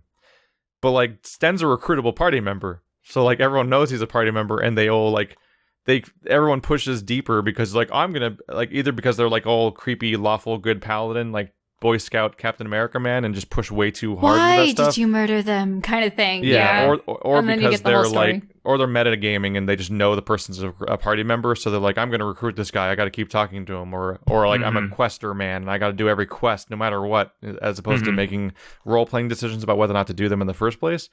But when I was playing as my pragmatist character and he talks about like he's like unrepentant about murdering a family, I'm like, bye, Sten. Bye. Same thing when like later on in the game an elf tries to assassinate you and your entire party, and you like, if you're an insane person, you like let him go or even like let him join your crew. And he's one of and Zephron's a lot of people's favorite character in that game, or like a lot of people like that character. Oh, Or I've you heard could about him, yeah. execute him for trying to kill you. and like those we should never forget those are options, because those kinds of options Yeah. are put in the game for a reason, and the game has the respect to actually create all the different permutations of how that works if you actually pick that thing. But everyone's like, but it's a party member, so they're by default they're going to live. I'm like, no, they don't have to live by default. That's So we've been playing Dying I mean, the way Light. you presented those situations, I could conceivably see like a stricter character being like, yeah, no, and offing them. But so I'm not like completely goody two shoes. It's just You're mostly goody two shoes. mostly. Let me tell you So- the story of my people. Bird and I have been Well, hey, playing they're lawful good. Dying Light lately. Yep. And I am consistently just so disappointed that we can't, like, just be a dick Because to the everyone's people that are- conveniently hidden away behind a door. I'll think about Yeah. it. But like, we're constantly just non-committal because, like, you know, side quest. But like, Yeah. there are people that are like just legitimately awful to Crane, and I'm just so disappointed we can't like find some alternate way of screwing these people over. Like, Yeah. there's a pair of like kind of nerdy dudes. They keep calling us like a brute or whatever, and they ask us to get things, and it's like, I kind of want to just like find like a sabotage battery and blow them up or Yeah. something, because Yeah. screw these You know, guys. Because Dying Light's full of people you want to kill, but they're either in quest hub locations where you can't even hold a weapon out anymore, Yeah. Yep. or they're in discrete locations where you open a door and they pop out in a cutscene to talk to you and then close the door before the cutscene ends, so you can't just shoot them. Exactly. And That's the thing. before I played Dying Light, I always thought to myself, like, I had a pretty high tolerance for NPCs that were insulting to the player. Yeah. But I was able to look past it because I wanted to like see the story play all the way through. Dying Light is one of the first games I've ever played where like the NPCs are so awful, so annoying, so conceited, so insulting, so condescending. Just every like 95% of them, I just like hate. But the game's really fun, so I still do the quests. That is but really fun. The whole time I'm fun just game. staying to wander like. I just want to fucking kill this guy. Is it something I had that's in so much fun with just- Dying Light. Yeah. Was Is it it so? intertwined? Is it intertwined with the genre? I've noticed that, for instance, Yeah, it when is. Wander and I play Telltale games for the Walking Dead and stuff, I find that in zombie survival narratives, half the characters are deplorable, even though you're supposed to sympathize with them. I think it's actually a writing thing. By making everybody despicable, And you become flawed invested in them.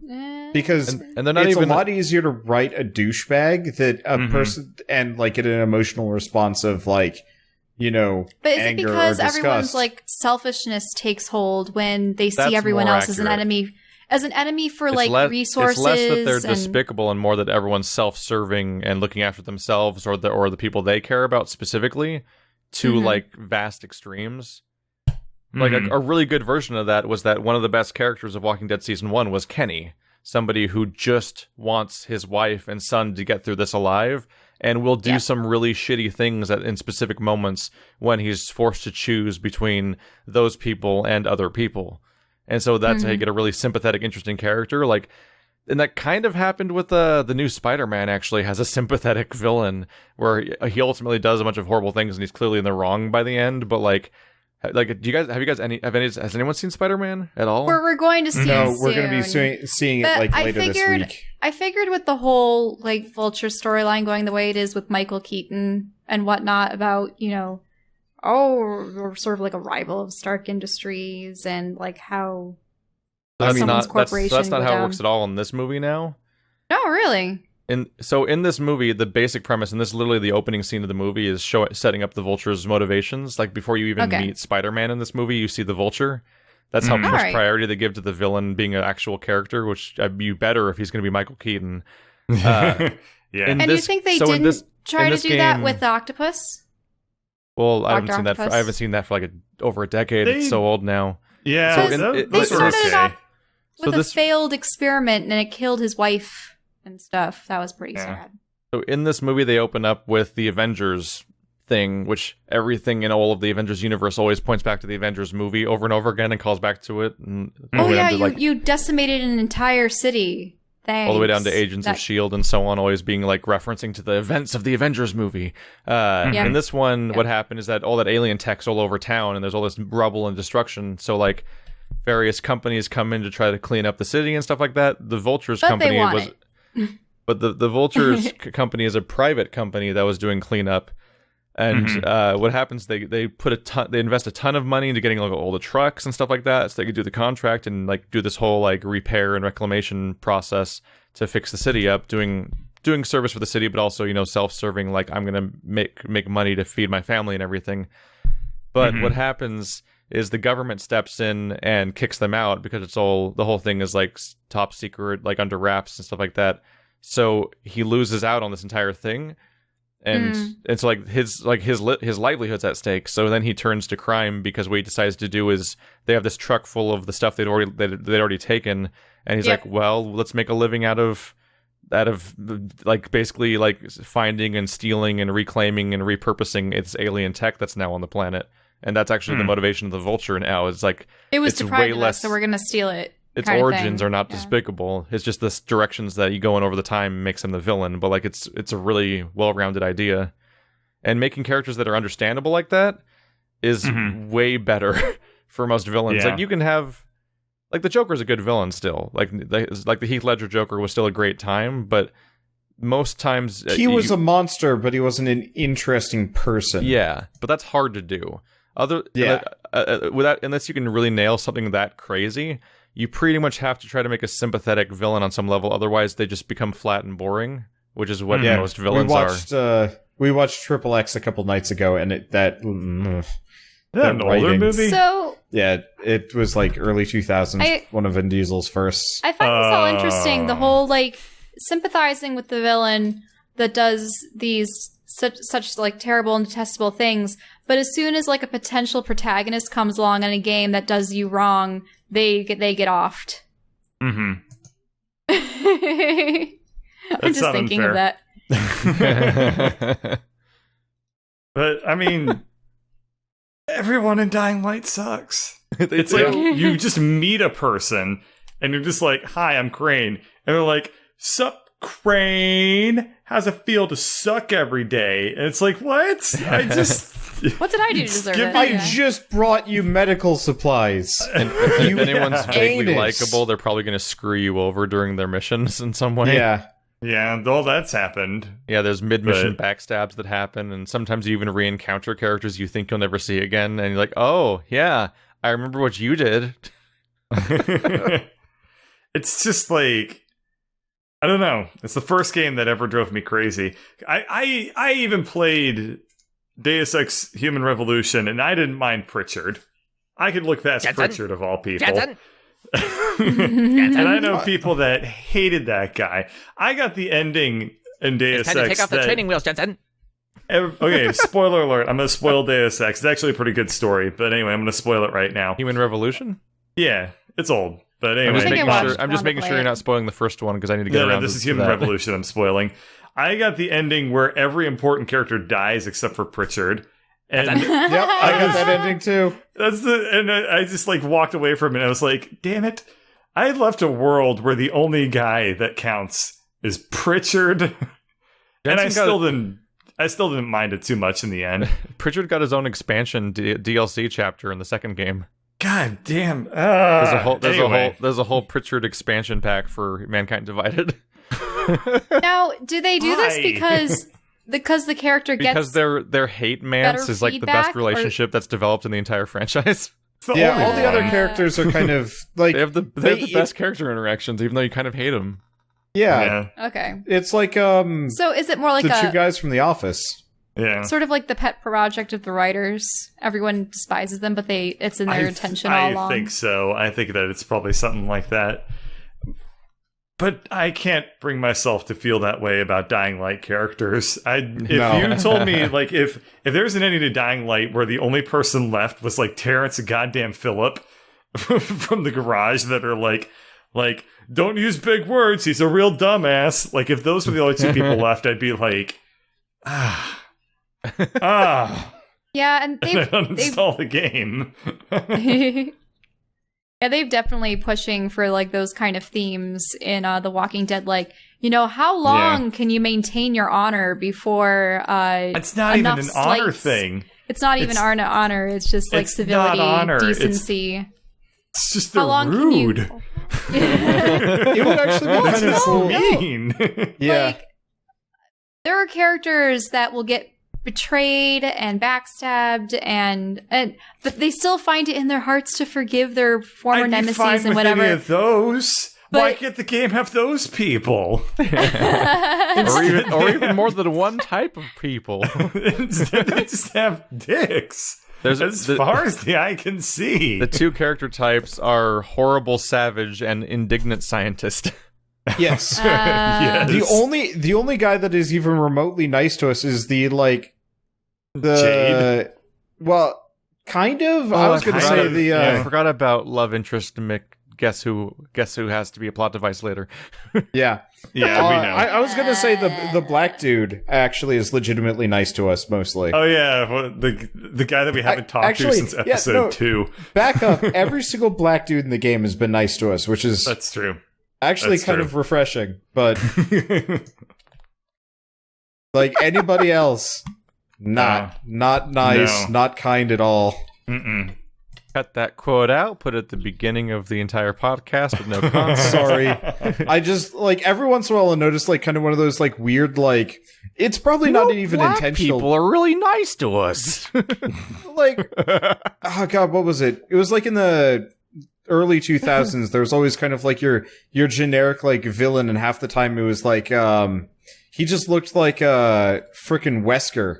And there was kind of like the Wesker stereotype.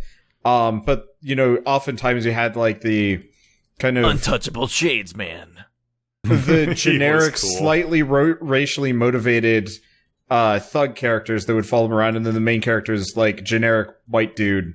And I was just like... The Far Cry. Yeah, Far Cry. Yeah, that's fine. The white people are getting their comeuppance in the next game. Yeah, I'm actually down for that. I'm looking forward to that setting. It's also got co-op. I don't know if it's 2-player or 4-player co-op. If it's 4-player co-op, I'm going to insist that we... How much of our media is freaking inspired by the Westboro Baptist Church at this point? It's starting to get concerning how much attention they get. Well, but they don't get attention anymore. Yeah, they fell apart. They're kind of the villains of this game. Yeah. I mean, they as an organization have completely lost all their power. So. Well, we'll have to see how they handle co-op, because in Far Cry 3, co-op modes were literally standalone co-op missions that were really flat and not interesting. And I think in Far Cry 4, you could like load into your friend's game, but I don't think they could do missions. So we'll have to see. Yeah, you could like help out in the world. Maybe I'd have to look at that. Because co-op would make those games more fun, but it I would think make they them really actually limit tolerable. your ability. But like if we could actually posse up and go on a Far Cry rampage, I'd be so happy. I've been watching the Just Cause 3 multiplayer mod, hoping that they'd like add mission capability, and all the every time I hear about it, they're like, nope, can't do it. I'm like, no. Oh, hey. Speaking of zombie games and potential multiplayer stuff, what about that one that you've been looking at with the whole base building segment? State of Decay? Oh, Fortnite? Fortnite. That comes out next week. We should get it. Probably. Oh, cool. Isn't it it looks like Orcs Must Die. No? It's buy-in initially, and then free-to-play sometime in mid to late 2018. But probably 2019. How do they reward people for buying it early? Do you like become a permanent premium man or something? Or like is the game like, thanks for your money for no reason, now enjoy all these free-to-play elements? I don't know. That would suck. I really don't know. That'd be like my experience of subscribing to Old Republic for an entire year. Is it sort of like a weird early access, but paid early access kind of thing? I think it'll probably be something like that, yeah. Did I tell you guys what happened with Old Republic to me? Yeah, you told me about it. I subscribed for over a year. Andrew bought the special edition and literally never paid for a single month of subscription after the initial purchase. And when they went free to play and they were handing out that paltry sum of crappy reward currency to try to make up to all the people that were actually paying for the game up to that point that was now free, Andrew got significantly more than I did. Whereas I had actually played the game for months and subscribed for an entire year up to that point. Andrew got way more reward because he bought the special box at the beginning. Wow. It was not a great... didn't really feel that a customer appreciated. They have the different tiers for, whether you'd subscribed, what boxes you had purchased. Yeah, subscribing for an entire year led to me getting enough currency to buy, like, one thing from the entire store. And it's a hell of a store, because it was like, hey, do you want more inventory slots or the ability to play as more than one character and stuff like that? Like, it was... They should have done it by month. Like, how many months... determines it was per how month. Much it was just tiny. I basically got enough to unlock like a playable race, which wasn't really much of a reward because it was literally content I already had access to before. Because like they made I don't know how Old Republic is now. It's been around for years now as a free to play game, so they probably made it less stupid over time. Races were locked per faction and other things, and also per class. Like you couldn't be certain classes as certen races, but now if you purchase the race, you can be any class.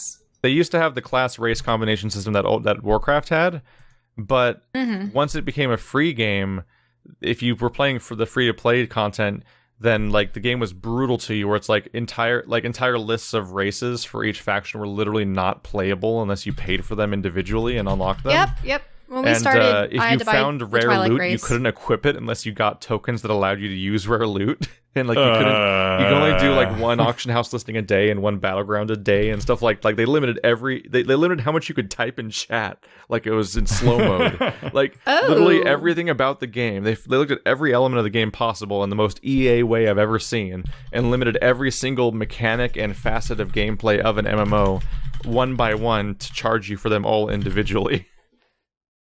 It was brutal. I'm glad most companies seem to be learning from it. I'm not fully sure how Fortnite's gonna go, but the core gameplay mechanics look like they'd be worth some amount of bullshit in favor of fun. I don't know, a third-person shooter where you make like dumb cardboard forts to defend against zombies. Oh yeah, you can make traps so that when zombie hordes start entering your fortress, they walk over electrified fields or weird things. I just want Fortnite to be a better Orcs Must Die than Unchained. Yeah.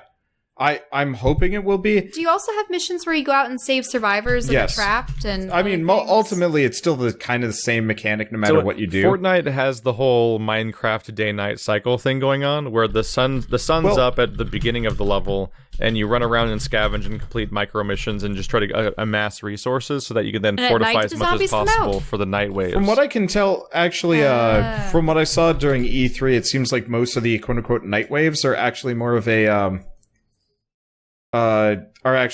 like a triggered thing. Like you don't generally involuntary. So the original idea was to be more Minecrafty. Like it looked like it was going to be like waves and waves of like you existing in an actual open world and having to deal with like a long-term like base and everything. This one's more like you just build one base, then deal with the enemies when they come. But it still has that general feel, which is that you start off during the day and a very different world state, and you basically can go questing and stuff so that you can get a better base when it's time to do the actual mission. They have a ninja class. You're even exploring for interesting items to use. Do you like the ninja class? I don't know. I mean, the thing is, it's always a toss-up between, a really cool melee weapon and then ranged. Because, I mean, who wants to get into close proximity with zombies? Ugh. I do. It's surprisingly hard to have conversations about Fortnite because the majority of conversations about it right now are dominated by the word thick. Oh yeah, because one of the base builder ladies has some thick ass thighs, and that's all anyone talks about at this You mean the macho lady? Oh god, I saw an ad for that. I know who you're talking about. Yeah, they are. So she is extra thick. She looks like the Haiti robot. Playing as. I'll play as I guess female constructor is her name. Yeah, I look forward to playing Fortnite. The basic gameplay looks like it could have a cool loop to it. It's just the scary thing is how the metagame is going to work on the progression and whether or not you have to do like really pointless grindy stuff. Because I just want to play through like the content the game has and then move on with my life. This is true. And Orcs Must Die wouldn't let us just do that because like, oh, you played these 3 levels, now grind them to unlock the next levels. I'm like, no, I didn't want to do that. It wasn't even based on your star rating or like how well you played the previous levels. It was literally like, no, you got to grind up a bunch of arbitrary currency systems and experience meters. I think you do have to do some amount of grinding. My one worry is that I think weapons might have a durability system, which I hope to God they change quick. But Epic seems like they generally react pretty well to like people's opinions. Like if everybody gets really up in arms about like this mechanic is dumb, I think they're gonna fix it. I don't know. I've had pretty high opinions of them generally. They have experience making multiplayer games and especially horde survival games. Because have they? What other horde survival games have Gears of War 2 and 3? Yeah, I guess it's literally why we call it horde mode. It's from Gears of War. Wow, that was really loud. Was it really? I literally just I made a cone with my hands. Yeah, we literally call them like horde survival modes because of horde mode from Gears of War 2 and 3. I'll be honest, never played a Gears of War game. Yeah, because we used to. I know nothing until about Gears them. of War came out. It was called survival mode, but now we call it horde mode because that became the popular word, and that's because Gears of War 2 would plock you down on a map with a 4-person group, and just waves of enemies of increasing difficulty would come in, like they would later use in like the Halo games and so on. And in Gears of War 3, they added base fortifications and stuff like that. So they've actually been building towards the idea of Fortnite for a while, but then they took like 1 billion years to make it. Yeah, a lot of people are comparing it to Duke Nukem Forever, but from my perspective, it's slightly different because games have never actually been their like focus. From what I can tell. It's not comparable because of the fact that Epic is primarily an engine creating company, and most of the video games they make that are new IPs are actually them testing out their new engine by making a game in it while they're developing the engine. Because they make Unreal, and we're not just talking about the arena games, but they make the Unreal Engine. Like that's their real income source, not more so than most of their video games. Do they really make that much income off of the Unreal Engine? I believe so. It's licensed to every major publisher. But I mean, how much money does Overwatch barf up for them versus the Unreal Engine licensing? Overwatch is Blizzard. Damn it! That's not what I meant to say. It's Epic's never made a lot of video games. Like, they made the Unreal games back in the day. More recently, they made, obviously, Gears of War, but they're only 5 games into that total. Then they did, Shadow Complex, and this. And that's, most of the games, basically. Wow, I just realized Epic hasn't had a big game release in a number of years. Oh, yeah, they don't, Yeah, I don't know if they even made Gears of War 5. Years. I think the new Gears of War 4, I think it might be called. I think that was made by, I think that's now I think it might be a Microsoft project. Gears of War 4 was a Microsoft project. Wow, yeah, they really don't make shit. Yeah, it's developed by the Coalition now, whatever that is. So the series has moved on from them. They made the first 3 Gears of Wars, and then Judgment was Gears of War 3 back in 2011. Yeah, they made 1, 2, and 3, and then Judgment was a weird thing where it was I think it was kind of developed by Epic, but also developed by People Can Fly, which is the people that they brought on to make Bulletstorm. The Bulletstorm Fortnite was announced in 2011. Wow. Yep. I wrote about it all the way back then. Oh yeah, I forgot. You used to write for Spike TV. Let's see here. Wow, yeah, it still comes up on Google. The page doesn't exist anymore, but I can find the search result where if I write Tech Goblin Fortnite, Tech being spelled with a K instead of a CH, the first result is my article I wrote doing trailer analysis for Fortnite on December 11th, 2011. I would actually rather developers not do shit like that, though. So long ago. Wow. And I was watching... That's so weird to me. I mean, Epic was the shit, man. They put out so many games in the 90s, and then they made the Unreal Engine, and I guess they haven't made much. They pulled a Valve. They're all right, they did pull a Valve. Or Konami. Yeah. Such a company goes somewhere else, starts making their money elsewhere from making video games. It's like when you hear about how Nintendo used to make trading cards and shit for most of their history, as opposed to video games. It's weird to think about, but I think I completely lost my train of thought. So what's surprising about Fortnite is that it was playable. No, I mean, it sounds like vaporware. Right? I mean, it sounds like vaporware, but I was watching the Rooster Teeth crew playing it earlier, and they talked about how Gus and Gavin they played Fortnite in 2012. Yeah, I've had access to the alpha, beta, or whatever for 3 years now, but I couldn't talk about it. It just kept becoming a not quite priority from time to time, and that's it. Yep. So did Fortnite pull a Team Fortress 2 where the art style changed dramatically early on, or has it always been the way that it looks right now? Consistent. The original trailer looks exactly like this, basically. Yeah, that's very fascinating because I remember one of the biggest problems with Team Fortress 2's development is that it took them years to settle on the art style that they did, and then when that came together, the rest of the development basically just took off. I think it goes along with what Wander usually brings up in a lot of discussions about graphics, that when you have such a stylized look, you don't have to worry about they picked a very timeless style, so they didn't even need to worry about it. Updating so drastically that it renders the old style obsolete. So yeah, I mean, consider how good frickin' Toy Story is looks today. That came out although a billion even years with ago. that trilogy, if you watch the trilogy, there you can see the jump in quality between 2 and 3. Hard. I mean, but still, the original one stands on its own. They actually started adding semi-realistic hair, and that's because they literally couldn't. Toy Story 1 and 2 have the advantage of animating a bunch of characters that aren't supposed to look like people. They're supposed to look like they're supposed to look fake, so there's no Uncanny Valley.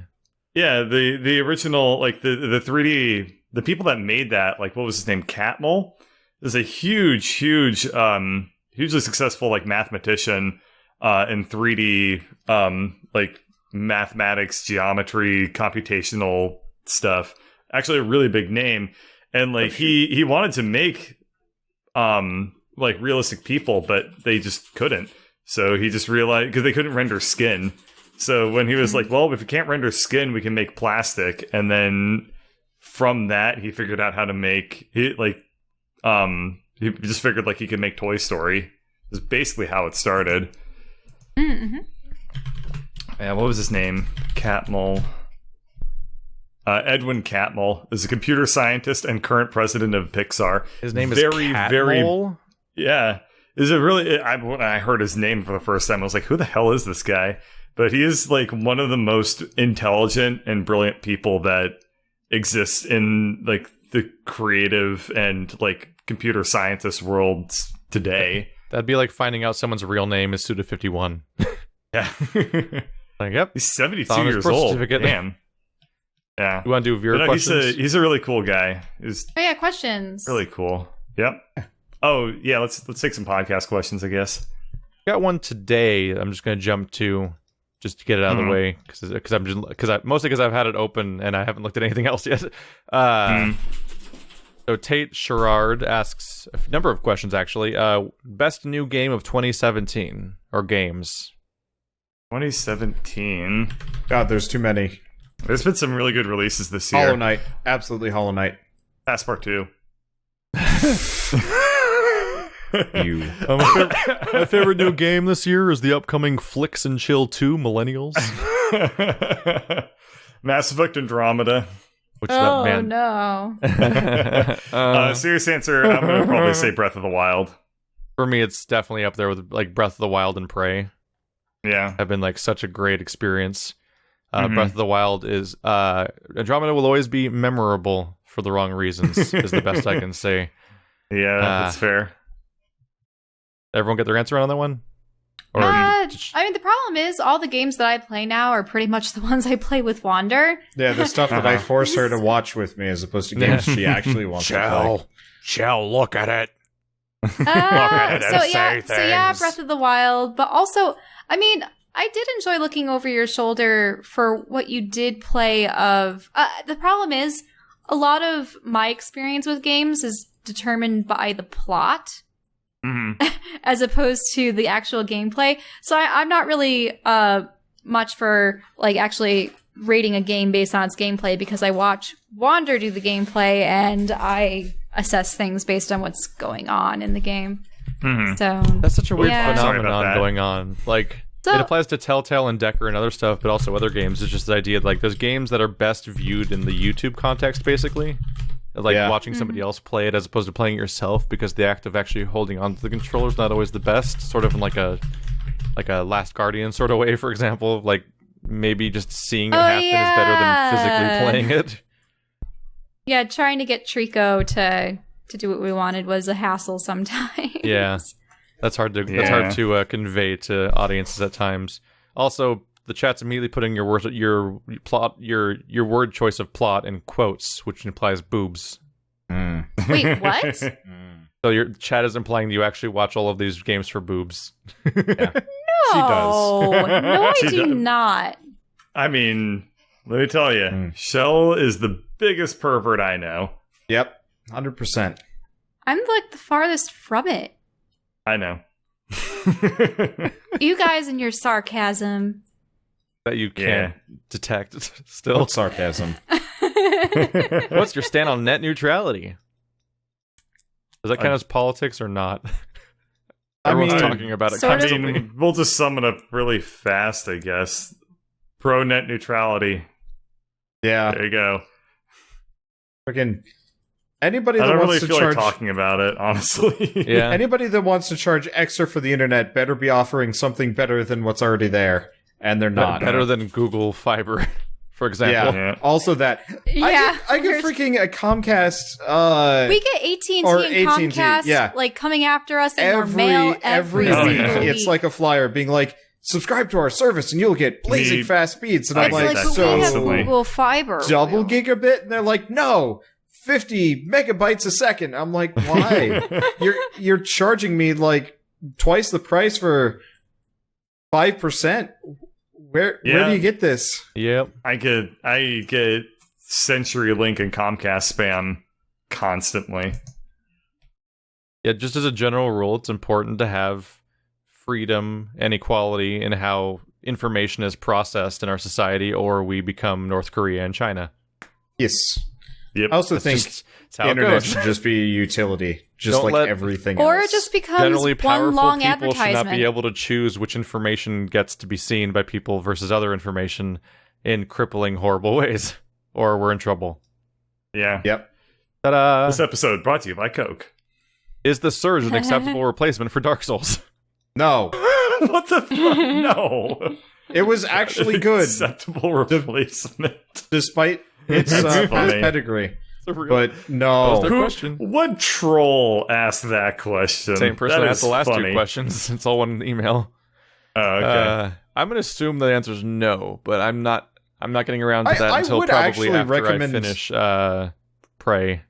I would actually recommend playing it. Like it was not nearly as bad as Lords mean, of the Fallen. For my channel, I've got like an obligation to play anything that's Yeah. Souls-like. I still tell myself I'm going to go around and play the DLC for Lords of the Fallen. I never got around to because it's technically there. You haven't even put up our series of Lords of the Fallen, and I stuck with you for the whole entirety of it in the hopes That's that because Wander just stops uploading things. You'll finish recording the entire series, and he'll just I could just drag the rest into the upload screen and then hit go, or I could sit It's on it not forever. that easy, Keith. It's not that easy. R.I.P. Until Dawn series you definitely finished, but isn't online. Yeah, and we and many played the others. entire Until Dawn in like 2 or 3 nights, and I mean, to some degree, that was getting 80 views when my average videos got like a couple hundred. We're on so episode it's just 32 like, of this podcast, and his audience thinks that we've made 20 episodes so far. Ooh. mhm. we even have people admonishing Wander for failing to upload D&D videos to the subreddit that he made for our D&D campaign. They're like, I shared it before you. You're in I have trouble, other Wander. shit to do. You're in trouble, Wander, because Shell, if you want to edit the these successful series, revitalizations of Birds and Andrew's channels has treated me that nagging people works. Your nagging didn't do shit to revitalize my channel. Thank you very much. I said a thing, and then it happened. That means that I did it. It's just like when people say to play a game that I already recorded. They made me play it, obviously. I won't lie. Like, nagging me actually totally worked, but you weren't the only person nagging me. Okay, you weren't the only person nagging me. Was it Ladybird or your audience? I'm gonna plead fifths. But You don't Ladybird wanna say is the staring phrase. at me with a very big smile on her face right now. So I was going to will say, like, let with a that really stand big for itself. paddle. And 500 milliliters of butt cream. Last part of the question: What is a wouldn't better worry way to about handle it. the pre-purchase craze? The free purchase craze will never end. It's been Yeah. going on for I don't know what they 700 mean by years. better way to handle. Yeah, I I have mean, no idea. I Don't wanna skip pre-order that one. stuff. You're giving people I- money for not delivering on something. Yeah, I'm not. I Period. don't pre-purchase things unless I know it's going to come through. You can pre-order a Switch or something like that when it's coming out because it'll actually not be there if you don't. But video Oh, yeah, I games keep will seeing be articles there on no that. matter what. And pre-ordering Yeah, them you should does- never pre-order. Well, I don't know. The thing is, sometimes I've pre-ordered things that have just been like absolutely wonderful. Like I pre-ordered Team Fortress 2. You know, Yeah. that was absolutely worth getting. You It's know, a weird thing to try to apply to the concept of a digital download game as being its Yeah. primary way of being distributed. But for the most part, pre-orders are just not worth. They're just not worth it all. Because you're just giving a large company free money in advance for making for a game that may not even be good. It adds into Literally the idea that like Bethesda right now is not giving out review copies to anybody for any game Yep. now. And Ew. so Really? like, yeah, so like for the God. For the Skyrim Special Edition, for example, it came out totally broken, and no one knew until the days following its release because nobody could sound the alarm Sonic because they kept it a boom. secret.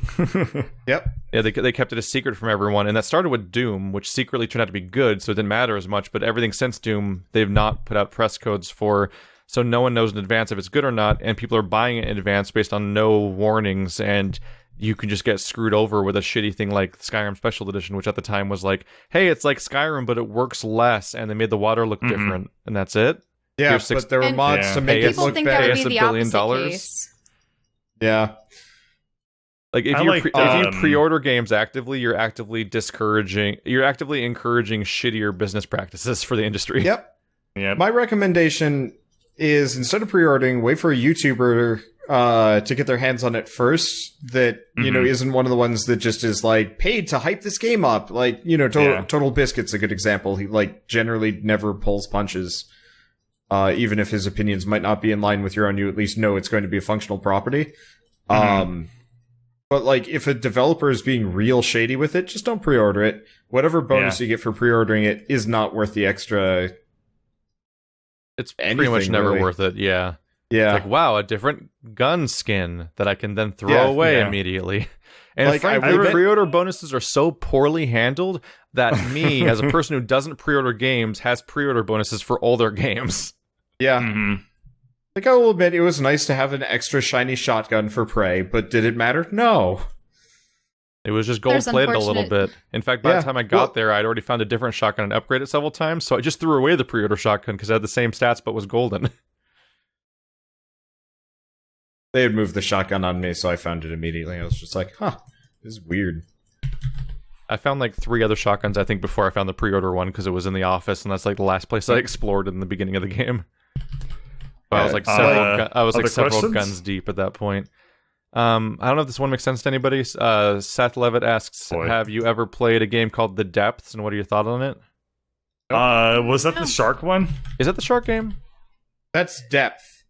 I mean, it could be what he's referring to. Well, let's just pretend that is what he's referring to. Yeah, when I say The is Depths, fun. plural, the first thing I get is From the Depths, which is a I've never ship heard of From the combat Depths. game. Oh, yeah, okay, From the Depths is a sandbox ship builder. Yeah. It's also okay, but What the hell am I it's looking not at? our kind It of looks thing. like Lego ships fighting each other. It looks like Lego battleships, which Yeah, apparently it's pretty good. I've heard really it good looks things pretty about funny. it. This email mostly just made me sad because it reminded me of the game about the game called Deep Down from Capcom. That's just vaporware, apparently. Yeah, the like kind of Souls-like co-op thing. Yeah, it was But a that's Souls-like okay, because- co-op multiplayer Monster Hunter dungeon crawler thing announced 4 Oh, years ago so now. the thing that would be perfect for our group. It looked exactly okay. like it looked like a AAA version of Necropolis at the time, but it was announced 4 years ago. It was It's a bit okay, more. there's a It'd never bunch seen of- the light of day. There's a bunch of new co-op Souls-likes coming out that actually look like they aren't vaporware. So Yay! So many Souls likes. Is vaporware something that just disappears? Is that what you're referring to? it's kind of Yeah. like a fake game, kind of put Like out hardware, there. software, vaporware. Yeah, Mhm. There's a thing Vaporwave. that's supposedly aesthetic. been in perpetual Thick. development forever, and then they slowly stop talking about it, and then maybe it just never gets mentioned again one day. Yeah, I was so hyped for EverQuest Next, and then there's like, sorry. yep. Yeah, Turns that's, out a- that's one of the. last. That's actually one of the quintessential examples of vaporware. They had been releasing mini novels and all that. I was reading all of them. They allowed you to download the PDF so that you could read their little mini novels about the lore of the world that they were crafting, and they were showing all the character models, and they're giving out polls. What race do you want to be added next to the roster? And I'm like, ooh, fairies, Yeah. fairies. And no, really. And it was the one that won too, over gnomes It and did other it, things. Shell. You killed it. You killed You killed the Schmedley. You killed Sony Computer Entertainment. They're dead now. They're Sony Online Entertainment, I guess they were called. Yeah. They're dead now. You did it. Oh, did that actually contribute to that? Yeah. I think that's the Really? main reason that EverQuest died is because SOE was dead. SOE was just gone. Like, I think that's Yeah. gone now. Well, also Smedley It is, is huh? Smedley was kind of the lead, which always Because they're the results EverQuest in company. I think it was interesting though, because reading articles after the fact, his excuse for it wasn't, all of the turmoil surrounding the project and the company itself, but it just wasn't fun anymore. And it's like, what? I mean, I'm fairly certain my job part of his just wasn't exit fun contract. anymore. I wouldn't be surprised if his exit contract wasn't like, shut up. You can't speak about this. Probably, Yeah. It's nothing very ever. often like a gag order. Yeah, that always bugs Wow, I'm reading me about the 'cause, history of Zoe, and like it's made up of a billion different companies, and this is like one of the most confusing yeah. like histories. This Wikipedia page is like trying to suss out information from tea leaves written by the Zodiac Killer. Like this is just like absurdly complicated to follow this company's history. And the interesting thing is, with a company like that, isn't it possible that one studio's success would then like have their money devoted to like another kind studio? Of what happened, I guess. Then that studio has a failure, so the initial studio doesn't have funding for a game that could be good, or I don't know. I don't understand how like these. It gets really big and It's not confusing even because like a they're all publisher, owned by right? Sony, right? Like the actual Sony. Yeah. So it's like even that gets to be an even bigger picture thing of like who gets money shared with them or not and stuff like that, and how much of a priority it is to like the corporation. Sometimes they just stop caring about a particular studio and just get rid of it because they don't care anymore. Yeah. Even if they make good things. Like the trash talk part, talk about like trying to get the dirt on a closing company and stuff like that. Like that with the interviewing of the guy that was leaving it. Like that reminds me of like What about THQ? Wasn't that one? That stuff reminds me What of like happened to THQ? situation. Well, THQ's Well, dead. THQ ruined themselves. What Everyone- was the thing that they ruined? They made an art game program for the Wii U. It was for they made no, not for the Wii U because it wouldn't have made sense for the Wii U because the Wii U had a tablet on it. Instead, they made the it was for the U-Draw Wii. tablet for the Wii, which was basically the Wii U controller, sort of, and you could use it for Pictionary and stuff like that. And it was a wildly successful peripheral sale because it was marketed to the Wii audience, which is like kids and grandparents and like casual gamers, and it's another dumb peripheral, which always sells well on the Wii. But they took the wrong message from its success. And instead of like making additional software for it or making like some sort of sequel follow-up or something, they tried to make the same thing for the Xbox 360 and PS3, and they made so much of it. They made so much hardware at once, just assuming it would do well, and then no one bought it. So they sunk all their money into physical ET'd assets. themselves. Yeah, they sunk all their money into physical assets, and it failed, so their company went under. And I think the Nintendo 64 actually cited that as a reason why they limit the number of console units that they bring out, even though that causes like scarcity. But part of it is also they're competing with Apple and other companies for parts. That is absolute. I think we actually talked about it earlier in this podcast. I think in other episodes is like the idea that like that's absolutely why Nintendo has a constant irritating scarcity thing. Is because they're a company that always operates at a profit and they don't go make these ridiculous risks, and that's why they've been around for like 100 years. Yeah. And why That's they true. have they could operate for like a decade without making any money. Yeah, like Nintendo's really frustrating, but I think they're generally. I think their companies have generally one of the run best more smartly than all of business these sense. alarmist YouTubers will act like they are. Yeah. They actually do know what they're doing, as it turns out. The only Well, thing they've been around for a long time. I still think their YouTube partner program is kind of nonsense because I was looking into the CPM per video, and because of their dumb partner program, my CPM is like half a cent as opposed to like $4 to $10, which it normally is. Because So it's just don't play Nintendo 64 games. Well, Well, Nintendo you keep saying games. blah. 64. I keep saying the 64 I mean, because yeah. that was like the only Yeah. system I ever had growing up until the Wii. Shell never left the 90s. Yeah, okay. Wish I I never never loved left the 90s. That'd be way better. That'd be pretty good. I'm 135 episodes into Zelda right now. I have made about $4.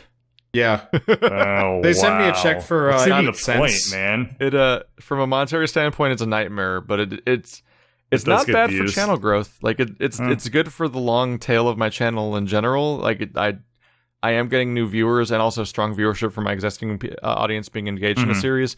But that's also a double-sided sword there too, because it's like on one hand, engaging your existing audience on certain content is very good for you because they're sticking around and not unsubscribing.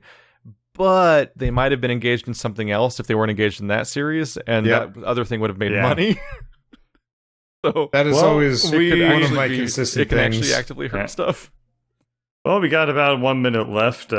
Wander, do you have a poop story that you'd like to share with us? I've got shit. Good. That was the answer I was hoping Go watch for. Baby Driver. That's not to you guys. I thought you were about audience. to say Boss Baby, and I got real worried. I Yeah, thought he was going to say Boss Baby too. So, yeah, Baby Driver has it's like the sexy brutale of like not very like market friendly names for movies. It's like sexy brutale. We want to attract people that play adventure games and puzzle games. I'm gonna call it sexy brutale. Like Baby Driver isn't like an Edgar Wright movie done in the style of a Tarantino film. The plot follows a baby who is a secret agent in the secret war between babies and puppies. Definitely not. Wait, the name. What is this movie? You're looking up the plot for Boss Baby? Yes. The plot follows a baby who's a secret agent in the secret war between babies and puppies. That just This sounds is a like DreamWorks movie? That just sounds like Yeah, they baby had geniuses trailers crossed for with it. cats and dogs. Yeah. This Right movie before made the films we saw. made almost $500 million at the box I don't office. normally get Ew. visceral reactions, but every once in a while I'll see people be like, Boss Baby in Minecraft, question mark, exclamation mark. And I will like actually kind of internally retch. Oh God! Do you Yeah. think Boss Baby can dab while holding a fidget spinner? Fuck. You disgust all of us now. That was the most disgusting story we could end with. And I think the point was like the baby's older brother found out, and I don't want to know. How do you I don't know this care. much about the plot? Have you seen because Boss of the Baby? trailer. Yeah, the trailer actually The showed trailer like half of showed the game's the older cards. brother like finding out that the baby is communicating with the other babies, and it's just babies. No spoilers, but Baby Driver's really good, and it's really unfortunate. It's called Baby Anything because that means people are going to watch it less. True. It's really good. It's really Do you guys good. It's have an any Edgar Wright memories from when movie. you're Come on. babies? So let's watch the Castlevania movie or cartoon on Netflix. I watched the first 2 episodes. Very enjoyable. That's Yeah. half the series, right? Yeah, Yeah, it's like it's 4 4 episodes. episodes. Yeah, I haven't gotten to it yet, but I will. I want them to make more. It's fun. It's fun. Yeah, from the animators of Adventure Time. What the fuck? The writing was a Hang on a tad minute. subpar, but the animation was really The nice. writing, and the writing acting. is very cliched. We should probably spoiler cast it though. Yeah. Yeah. After I'd be Keith down for sees it. spoiler casting it when I see it. Yeah, maybe you tonight should. or something. We'll all enjoy it. And then we can spoiler cast Better Call Saul, and then me and Wander Yeah. can spoiler cast Spider-Man when we Spider-Man. see it, and we'll see. Alrighty. Go see I gotta feed Spider-Man, my pet everybody. Go rabbits. see Baby Driver, everybody. Go see They're Boss Baby. They're good things. No, don't see Boss Baby. All right, I gotta go feed my Just rabbits. print out a picture of the guy that made it, and then like draw on it or something, and it's cheap. It's free. Yeah. All right, next time. Send your Yeah. send your questions to fournerdsquestions@gmail.com. Still haven't made a new email that makes more sense, but that one will always work anyway. If you're watching on SoundCloud, then you must be listening within You are the on a next like, sinking ship. 30 days. Oh yeah, sound. Yeah. All the audio versions are uploaded to a site that's dying. Oh, we should have talked about that. I wanted to know what was going on with SoundCloud because Nah, there's not enough time to make topics. Yeah, also the company's just dying. That's the company that's is it. just dying, so you're gonna have to host stuff elsewhere. Yeah. Hooray!